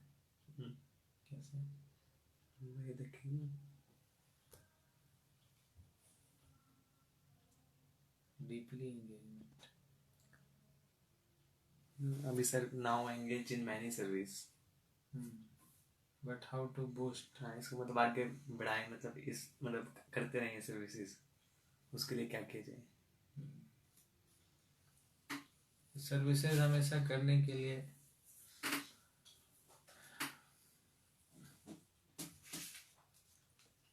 जैसे हमें वृक्ष का उदाहरण देखना चाहिए कि वृक्ष जिसकी जड़ें बहुत मजबूत होती हैं, तो वो वृक्ष जो है वो लंबा चलता है। तो हमें अपने जड़ों पर ज़्यादा वर्क करना चाहिए। अगर आपका जड़ बहुत अच्छा है तो फिर आपका जो ग्रोथ है, जो क्राउन है, वो बड़ा अच्छा होता है। तो फिर हमें बहुत ही ग्राउंडेड होकर के सेवा करना चाहिए। प्रभुपाद जी कहा करते थे कि हमारा फीट जो है वो जमीन पे होना चाहिए और जो हमारा सर है वो आसमान में होना चाहिए। प्रभु जी बहुत से सेवा करते हैं, लेकिन कैसे भागवत गीता की शिक्षा को डेली वर्क में कैसे इम्प्लीमेंट करें। शांति देवी माता जी। तो इसको प्रैक्टिकली देखें। गीता का जो संदेश है वह गीता का संदेश केवल पढ़ने और पढ़ाने के लिए नहीं है। गीता का संदेश प्रैक्टिकल संदेश है। तो इसको हम अपने छोटे छोटे कार्यों में लगाने का प्रयास करना चाहिए। जैसे आज हमने चर्चा किया कि हमें अपने आप को कभी कर्ता नहीं समझना चाहिए। तो जैसे हम सब गृहस्थ आश्रम में हैं, पैसा कमाते हैं, घर है, अच्छे बच्चे हैं, तो फिर यह भावना कभी नहीं होना चाहिए कि यह सब कुछ मेरी वजह से हुआ है। हर एक चीज़ को भगवान की कृपा से देखते हुए हम करना चाहिए कि अगर भगवान की कृपा है तभी यह सब कुछ हो रहा है। अपने आप को कर्तापन नहीं समझना। दूसरा, अपनी जो भी हमारी स्किल्स हैं, जो भी हमारे अंदर गुण हैं, उन गुणों को भगवान की सेवा में लगाने का प्रयास करना चाहिए। जो शेद, ये भी हमने चर्चा किया। तो और बहुत ही विनम्र होकर के सेवा करना चाहिए। विनम्रता का भावना ये बहुत आवश्यक है कि ग्राउंडेड होकर के हम सेवा करें। प्रभुपाद जी से मैं उदाहरण दे रहा था कि अपने पैर को हमेशा जमीन में रखिए, हवा में मत रखिए। जो व्यक्ति हवा में पैर को रखता है वो उड़ जाता है। तो पैरों को जमीन में रखना है और सर को ऊपर रखना है। सर को ऊपर का मतलब है हमारा विजन बहुत ऊंचा होना चाहिए। छोटा नहीं सोचना चाहिए, छोटी छोटी बातों में नहीं फंसना चाहिए और ग्राउंडेड होकर के विनम्रता की भावना से हम सेवा करें। तो ये जो दो कॉम्बिनेशन जब हो जाता है कि हम विनम्र हैं और दूसरा हमारी आकांक्षाएं बहुत ऊपर हैं, तो फिर हम बहुत अच्छे से सेवा करते हैं। तो एक एक चीज़ में, अपने घर पर, अपने प्रचार में, हर एक जगह इस प्रिंसिपल को लगाने का हमें प्रयास करना चाहिए।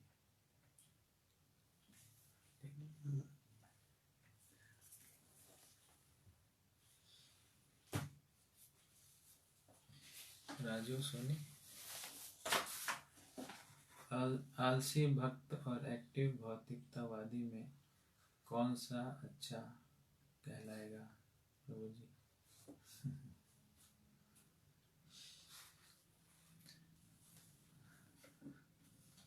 तो आलसी भक्त ठीक है, करता है, वो भक्ति करता है, तो तो भक्त को तो आलसी होना ही नहीं चाहिए।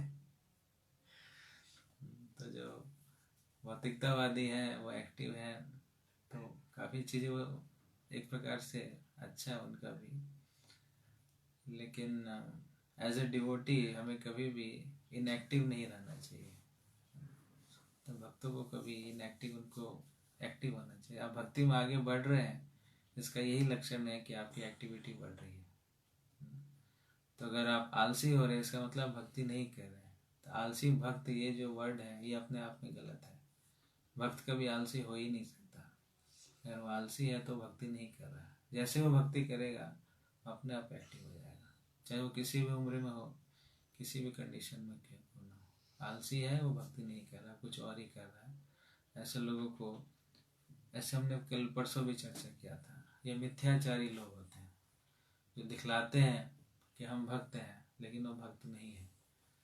भक्त है अगर तो आलसी हो ही नहीं सकता। इसलिए जो भौतिकतावादी है, एक तरह से देखें तो मिथ्याचारी भक्त से ज़्यादा अच्छा है, क्योंकि कम से कम दिखावा तो नहीं कर रहा। लेकिन जब उसको भक्ति का पता चलता है तो ऐसे आलसी भक्तों से वो काफ़ी तेज़ी से आगे बढ़ जाता है। जैसे कि अभी अपने इस्कॉन में हम देखते हैं अम्बरीश प्रभु हैं, जो कि फोर्ड कंपनी के मालिक हैं। तो जैसे ही उनको पता चला कि ये ज्ञान क्या है, भगवद गीता का ज्ञान क्या है, तो उन्होंने बहुत तेज़ी से उसको पकड़ लिया। वैसे बीटल्स ग्रुप के जॉर्ज हैरिसन इतने बड़े स्टार थे, जब उनको कृष्णा कॉन्शियस का पता चला उन्होंने पकड़ा, देखिए इतने अच्छे भक्त बन गए। तो जो इस प्रकार से भौतिकतावादी हमें दिखते हैं, लगते हैं, लेकिन जब वो भक्त बन जाते हैं तो उनके लिए, लेकिन जो आलसी भक्त है वो फिर भक्त नहीं है। भक्ति कर रहा है तो उसका आलस्य समाप्त हो जाता है। संत की महिमा क्या है? संत की महिमा क्या है शांति देवी माता जी? संत की बहुत महिमा है। संतों की कृपा से ही हमें भक्ति प्राप्त होती है, इसलिए संतों की सेवा जो है वो सबसे बड़ी सेवा मानी गई है। भगवान जी भी कहते हैं कि जो मेरा डायरेक्ट भक्त है वो मेरा भक्त नहीं है, लेकिन जो मेरे भक्तों का भक्त है वो मेरा असली भक्त है। तो संत की कृपा से ही हमें भक्ति मिलती है, इसलिए संतों की सेवा सर्वोत्कृष्ट सेवा बतलाई गई है। भगवान ने भी, जैसे मैंने कई सारे उदाहरण दिए आज की क्लास में, कि स्वयं भगवान ने संतों की खूब सेवा की है, भक्तों की खूब सेवा की है। उसी प्रकार से जितने भी अच्छे भक्त हुए हैं वो संतों की सेवा करके ही अच्छे भक्त बने। जैसे भागवतम में कहा गया है, प्रसंगम मजरम पासम आत्मनः कवियो विदु स साधु सुकृतो मोक्ष द्वारम अपावृतम। कि अगर हमारी आसक्ति संतों से हो जाती है, अगर हमारा अटैचमेंट संतों से हो जाता है, भक्तों से हो जाता है, तो हमारा मुक्ति का द्वार खुल जाता है। अगर यही अटैचमेंट सांसारिक लोगों के साथ रहता है तो फिर हमारा मुक्ति का द्वार नहीं खुल पाता है। तो अगर मुक्ति का द्वार खोलना है तो संतों से आसक्ति बहुत आवश्यक है। प्रभुपाद जी को अपने गुरु से बहुत आसक्ति थी। प्रभुपाद जी क्या करते थे, मैं अपने गुरु से केवल 4 या 5 बार ही मिला हूँ, ओनली 4 और 5 टाइम्स, लेकिन उनका गुरु के प्रति प्रेम कितना ज़्यादा था कि उन्होंने पूरे जीवन भर अपने गुरु की सेवा की। तो संतों से आसक्ति का मतलब है कि उनके वाणी का संग करना, उनके निर्देशों का संग करना। वपु संग होता है और वाणी संग होता है। वपु संग मतलब होता है शरीर की सेवा करना, उनको कपड़े धोना, उनका प्रसाद खिलाना, ये उनके साथ रहना, ये भी सेवा है। लेकिन उससे भी बड़ी सेवा क्या है?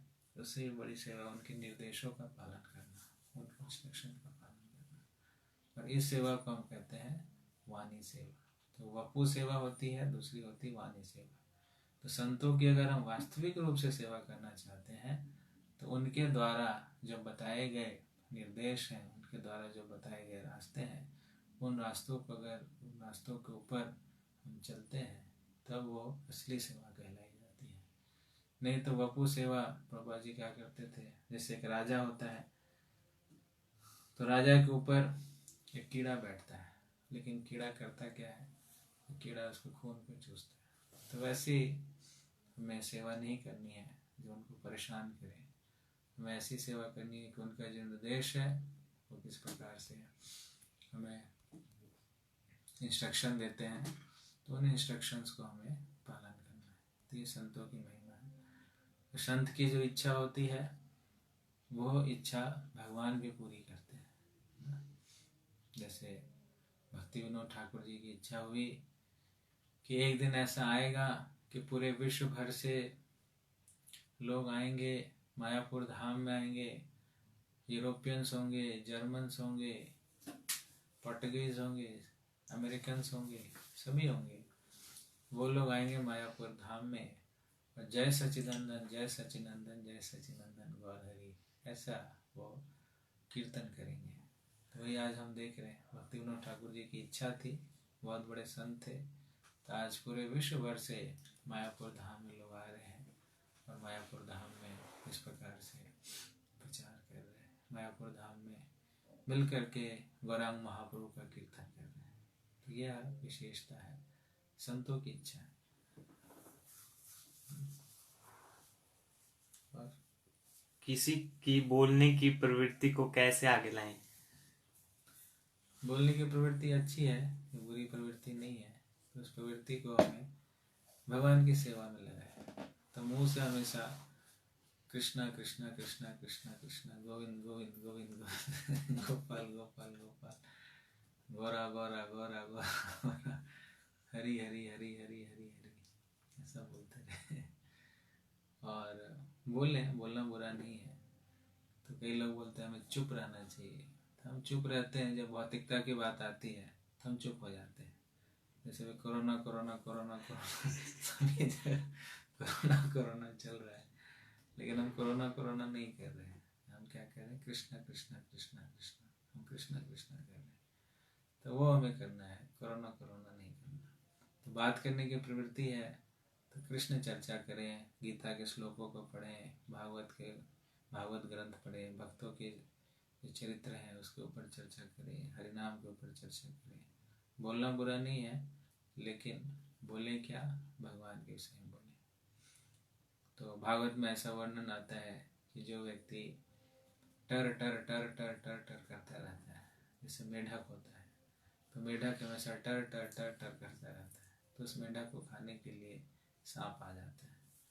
तो इसी प्रकार से अगर कोई भौतिकता कोरोना कोरोना कोरोना करेगा तो उसको खाने के लिए कोरोना आ जाएगी। इसलिए हमें ज़्यादा कोरोना नहीं, हमें करुणा और कृष्ण और गौरांग महाप्रभु इस पर चर्चा करनी चाहिए। बोलिए, अच्छी बात है, लेकिन भगवान तो आप कब बोल पाएंगे, जब आप सुनेंगे। जब व्यक्ति सुनेगा वही बोलेगा, जो सुनेगा नहीं वो बोल कैसे पाएगा। इसलिए श्रवण जरूरी है। अगर कीर्तन करना चाहते हैं तो श्रवण जरूरी है। सुखदेव गोस्वामी ने भी इतना अच्छा कीर्तन किया, 7 दिन तक वो बोलते रहे, क्योंकि उन्होंने भागवत का संदेश अपने पिताजी व्यासदेव जी के माध्यम से प्राप्त किया था। अच्छे से श्रवण किया था। अच्छा हम श्रवण करते हैं तभी हम अच्छा कीर्तन करते हैं। प्रभुपाद जी के गुरु भक्ति सिद्धांत महाराज जी वो कहा करते थे कि ये जो भी लेक्चर होता है बहुत ध्यानपूर्वक सुनता है। और उनका जो लेक्चर होता था वो 3-3 घंटे का लेक्चर हुआ करता, 3-3 घंटे वो लगातार सुनते थे। फिर उन्होंने बोला कि जब ये बोलना शुरू करेगा तब पूरी दुनिया इसको सुनेगी, क्योंकि ये सुनता अच्छा है। तो बोलना किसी को अच्छा लगता है, बोलने की प्रवृत्ति सबकी होती है, लेकिन अगर आप सच में अच्छा बोलना चाहते हैं तो सुने, पहले श्रवण अच्छा करें, तब हमारा कीर्तन अच्छा होता है।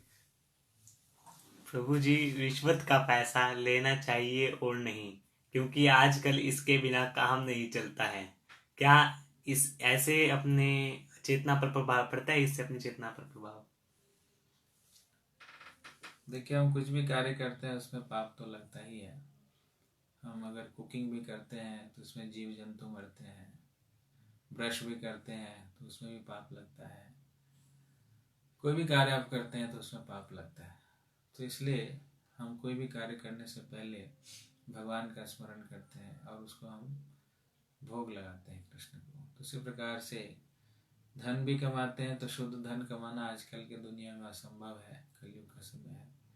इसलिए आपके पास जो भी धन आता है तो उसका कुछ प्रतिशत जो है भगवान की सेवा में जरूर लगाएं। कुछ चीज़ें जो है वो अलग अलग तरीके से शुद्ध होती हैं। तो धन जो शुद्ध होता है वह दान के माध्यम से शुद्ध होता है। तो जो भी आपके पास इस प्रकार से धन आता है तो उस धन का कुछ प्रतिशत जो है वो कृष्ण सेवा में लगाइए, भक्तों की सेवा में लगाइए, तब जाके वो शुद्ध माना जाता है। तो इसलिए रिश्वत का पैसा, सभी रिश्वत ले रहे हैं, दुनिया ऐसी चल रही है, पैसा ऐसे ही सब झूठ पे ही सब कुछ टिका हुआ है। तो फिर कोई दिक्कत नहीं है, लीजिए, लेकिन कृष्ण की सेवा में उस धन को लगाइए। हरे कृष्णा प्रभु जी, प्रहलाद महाराज का जन्म असुर कुल में क्यों हुआ था? प्रहलाद महाराज का जन्म, इसकी एक कथा है, नरसिंह पुराण में इसकी एक कथा है कि उन्होंने कोई अपराध किया था और वो असुर ही थे, लेकिन उन्होंने नरसिंह चतुर्दशी वाले दिन पूरी रात जो फास्टिंग की थी, पूरे दिन भर पूरे रात भर फास्टिंग की थी और गलती से अनजाने से इन्होंने ऐसा कर दिया था। ऐसा जानबूझ के नहीं किया था, लेकिन वो दिन इतना पावरफुल था कि उस दिन उन्होंने उपवास कर लिया। उसकी वजह से उनको एक एक एक संत का उनको संग प्राप्त हुआ और वो भगवान के इतने बड़े भक्त हुए। नारद जी की कृपा थी उनके ऊपर, नारद जी की कृपा के कारण ही वो इतने बड़े भक्त बने। जब वो उनको नरसिंह देव जी के दर्शन होते हैं तो नरसिंह देव जी को कहते हैं कि आपके जो भक्त हैं नारद जी, उनकी कृपा से मुझे आपके दर्शन प्राप्त हो रहे हैं। तो इसलिए ये जो नारद जी के ऊपर, प्रहलाद जी के ऊपर जो कृपा है वो पूरी नारद जी की कृपा है। प्रहलाद जी का ऐसा कोई क्रेडिट नहीं था, बस एक फास्टिंग की थी उन्होंने, पूरी रात उन्होंने फास्टिंग किया। वो किसी वैश्या का वेट कर रहे थे, ऐसा कुछ तो था। और भगवान के मंदिर में वो बैठे रहे, दिन भर उन्होंने फास्टिंग किया, रात भर उन्होंने फास्टिंग किया। इसकी वजह से उनको ऐसा मतलब भक्त का संग प्राप्त हो गया। वो मतलब ऐसा प्रीवियस लाइफ देखे तो उनका उतना अच्छा नहीं था, बट एक दिन उन्होंने बहुत गलती से कुछ कर लिया, जिसकी वजह से वो भक्त की कृपा से एक अच्छे भक्त बन गया।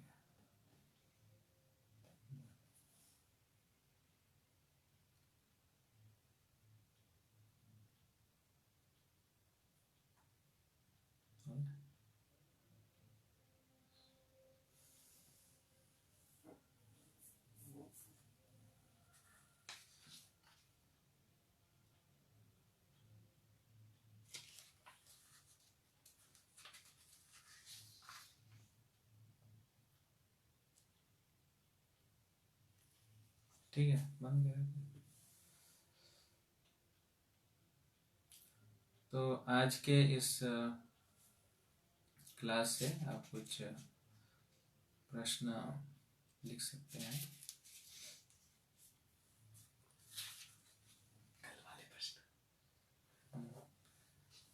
कल वाले प्रश्न जो दिए थे उसका क्या, तो आप जिस भी ग्रुप में हैं उस ग्रुप में डिस्कशन कर लीजिए, आपस में डिस्कशन कर लीजिए।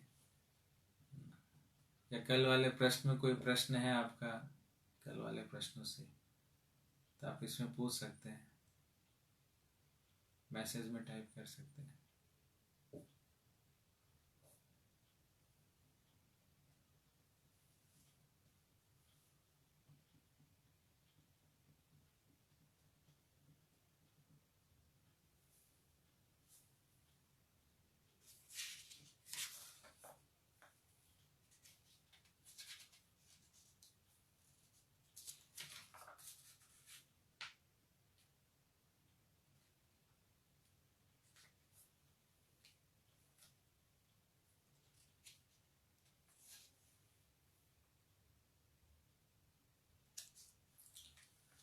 तो आज के प्रश्न लिख लीजिए। आपको जो श्लोक याद करना है, श्लोक संख्या 27।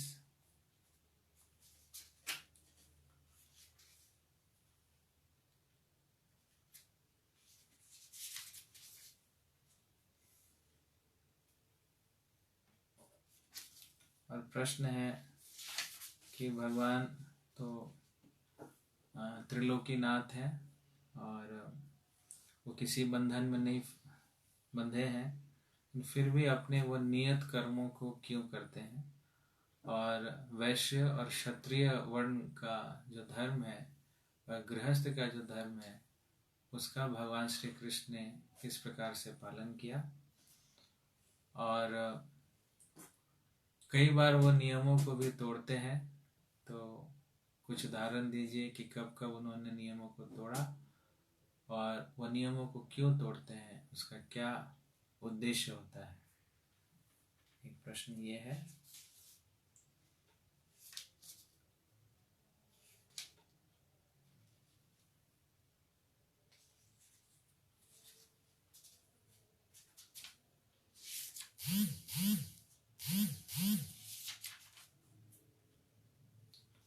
और जो लोग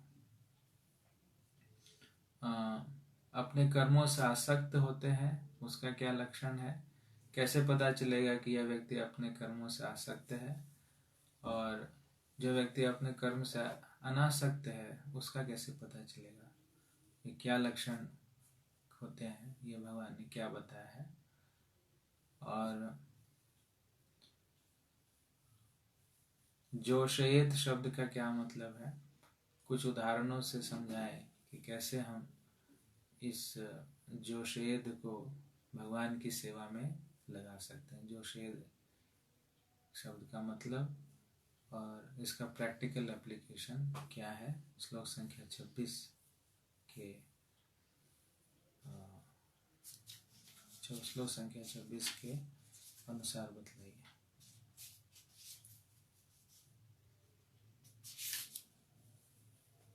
ठीक है, हरे कृष्णा। तो आज की क्लास यहीं समाप्त करते हैं और कल जो है हम श्लोक संख्या 30 से स्टार्ट करेंगे। और इस बीच में आपको इन प्रश्नों के ऊपर आप घर पर चर्चा कीजिए, अपने ग्रुप में चर्चा कीजिए, और आपके कोई प्रश्न होते हैं तो आप इन प्रश्न को पूछ सकते हैं इसमें। हरे कृष्णा प्रभु जी, दंडवत प्रणाम। Please tell tomorrow's class will be on Facebook और जूम।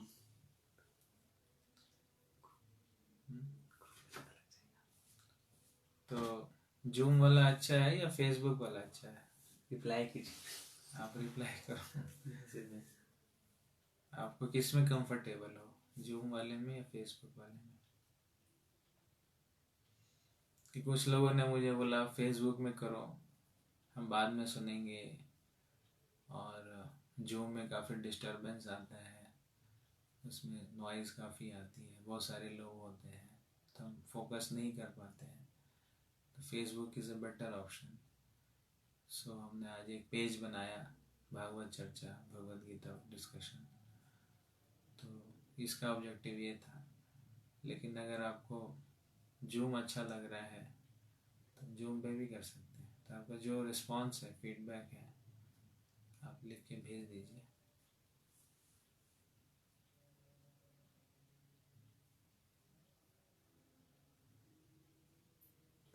महाराष्ट्र का संदर्भ क्या है? क्वेश्चन। महाराष्ट्र का संदर्भ क्या है? किसका क्वेश्चन? अजय कुमार राजपूत। महाराष्ट्र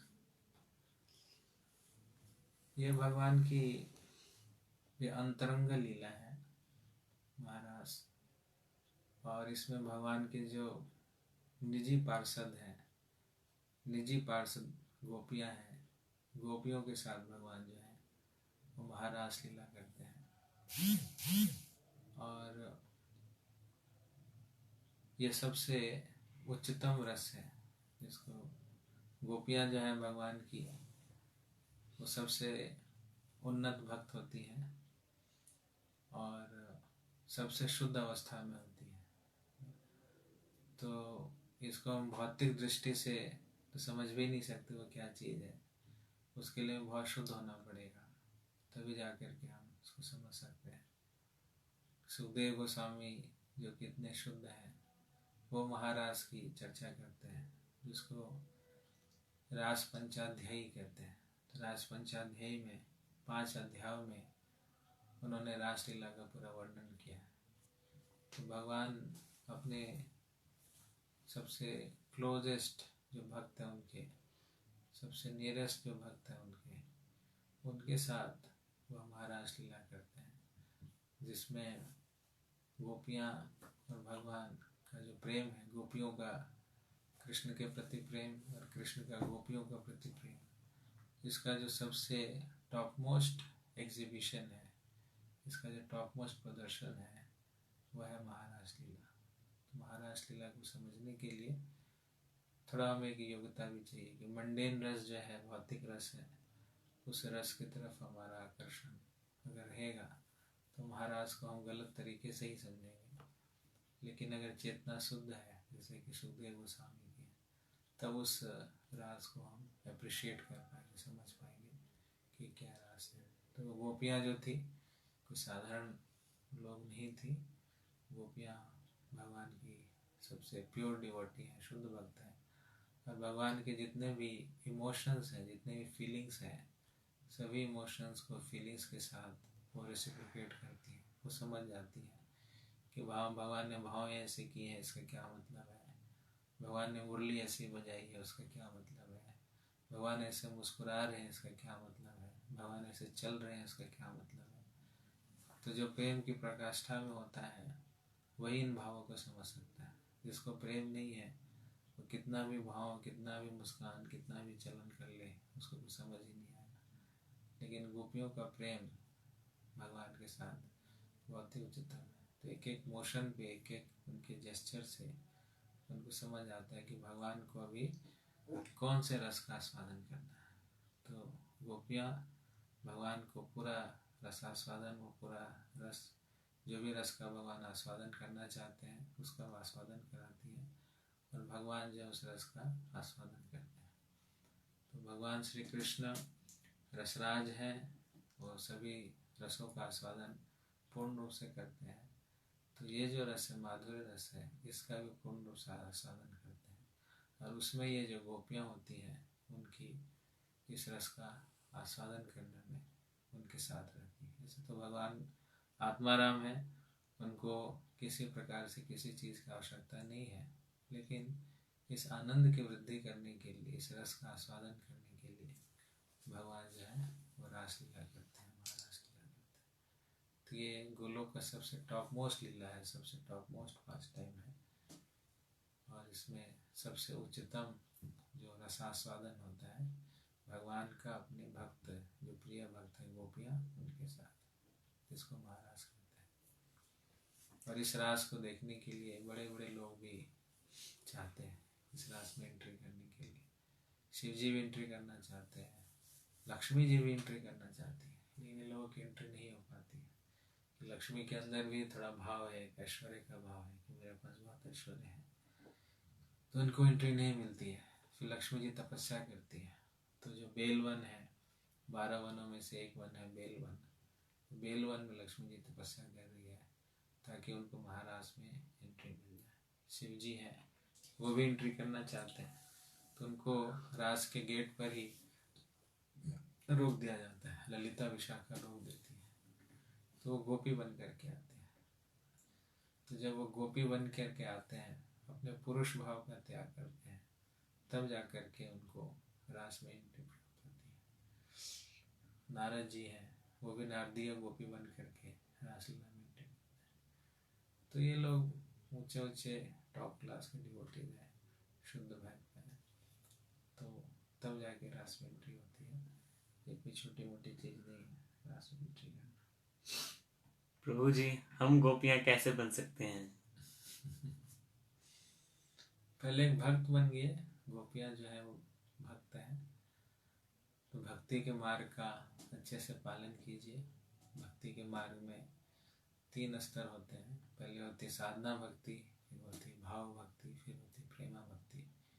तो अपने आप को पहले शुद्ध करने का हम प्रयास करें। जब आप शुद्ध करना, अपने आप को शुद्ध करते हैं, तब हमारे अंदर जो भाव होते हैं वो शुद्ध होते हैं। जब भाव शुद्ध होंगे तब जाकर के हम शुद्ध प्रेम कर पाएंगे।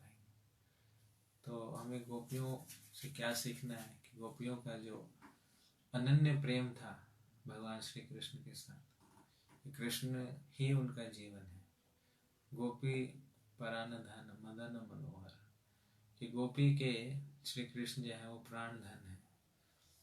वह एक तरफ प्राण को रखें, एक तरफ कृष्ण को रखें, तो कृष्ण को पकड़ती हैं गोपियाँ, प्राण को नहीं पकड़ती हैं। बोलते प्राण चला जाएगा, अगर कृष्ण को पकड़ोगे तो बोलेगी प्राण को जाने दो, मुझे कृष्ण को पकड़ना है। तो अगर यह भाव है हमारे अंदर तो समझिए ये फिर गोपी भाव इसको कहते हैं। तो गोपी भाव में कृष्ण ही कृष्ण है और कुछ भी नहीं है। अनन्य से चिंतन तुम, उनकी जो चेतना है केवल कृष्ण में ही है और कुछ नहीं सोचती।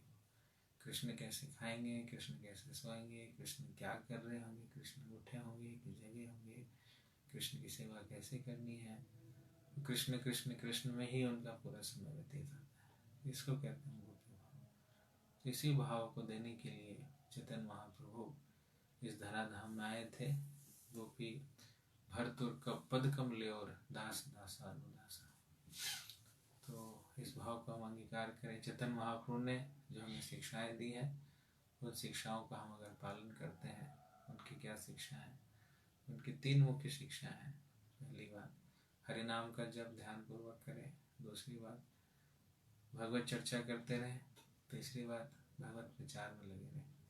तो ऐसा करते करते हम गोपी भाव को प्राप्त कर सकते हैं। और ये जो संकीर्तन है, संकीर्तन भी एक रास लीला है। अगर सच में हमें रास लीला में एंट्री करनी है तो संकीर्तन में अपनी रुचि बढ़ाएं। हरि नाम संकीर्तन में अपनी रुचि बढ़ाएं। हरे कृष्ण महामंत्र का जप और हरे कृष्ण महामंत्र का कीर्तन बहुत अच्छे से करें। तो संकीर्तन ही रास है। कलयुग में संकीर्तन, जो रास में एंट्री करनी है तो संकीर्तन में एंट्री करें। पहले संकीर्तन में एंट्री करेंगे अच्छे से तो महाप्रभु की कृपा से हम रास को भी समझ पाएंगे, रास में भी एंट्री मिलती है। तो महाप्रभु जो है राधा कृष्ण नहीं अन्य, श्री कृष्ण चैतन्य ना राधा कृष्ण नहीं अन्य। तो राधा रानी के भाव को अंगीकार करके आए हैं। तो अगर राधा कृष्ण के बीच में क्या है उसको समझना है तो हमें चैतन्य महाप्रभु के द्वारा जो बताए गए रास्ते हैं उस पर चलना पड़ता है। तो उनके रास्ते पर चलकर ही राधा कृष्ण के भावों को समझ सकते हैं। ठीक है।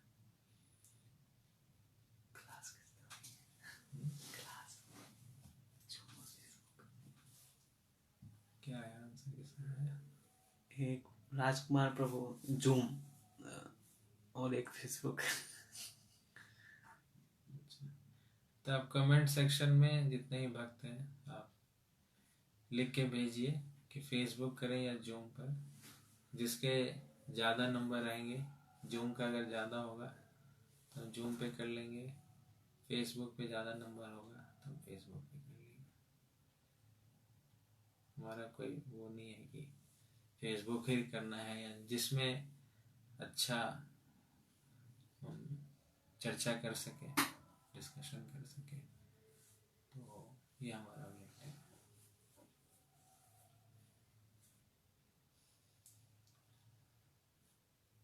ठीक है। तो कोटि वैष्णव वृंद की श्रीमद् भगवद गीता की पिताई गौर प्रमानंदे। 2 फेसबुक 1 जूम। ठीक है, आप कमेंट्स भेजते रहिए।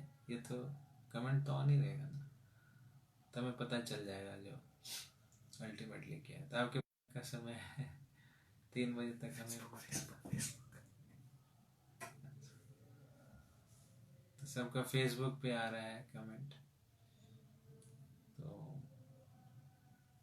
फेसबुक इज़ बेटर, सब बाद में भी सुन सकते हैं और क्लास में कोई डिस्टरबेंस भी नहीं होती है। तो फेसबुक ये पेज हमने एक नया पेज बनाया है, तो कल हम फिर इसी पे चर्चा करेंगे। और अपने क्वेश्चंस डाउट्स आप लिख कर के आए, पूछें। ये अच्छा मौका है हमारे पास, इस थ्योरी को हम प्रैक्टिकल में कैसे बदलें। तो हमारा जो अंडरस्टैंडिंग है उससे थ्योरी नहीं रहना चाहिए, प्रैक्टिकल भी होना चाहिए। तो इसलिए आप खुल के घर पे अपने जो भी भक्त हैं उनके साथ श्लोकों के ऊपर जो हमने डिस्कशन किया उसके ऊपर चर्चा कीजिए। और कोई भी प्रश्न मन में आता है तो उसको आप भेजिए, लिखिए। जितना हम चर्चा करते हैं उतना हमारा भगवान से आकर्षण बढ़ता है। इसलिए ऐसा प्लेटफॉर्म हमें मिला है और इसका हमें पूरा लाभ उठाना चाहिए। हरे कृष्ण। टाइमिंग यही टाइम है, 5 बजे। आज थोड़ा विलम्ब हो गया क्योंकि थोड़ा सेटिंग में तो टाइम लग गया, पेज बनाया था इसलिए। तो 5 to 7 यही हमारा टाइम रहेगा, क्योंकि इसके बाद हमें गौर आरती और कुछ और भी सेवाएं होती हैं और 5 बजे से पहले भी सेवाएं रहती हैं। तो इसलिए 5 to 7 is the best time. तो आप उस समय लाइव सुन सकते हैं तो बहुत अच्छा है, नहीं सुन सकते तो बाद में सुन लें और कमेंट सेक्शन में अपने डाउट्स क्वेश्चंस लिख दें, हम उसका आंसर बाद में कर देंगे। हरे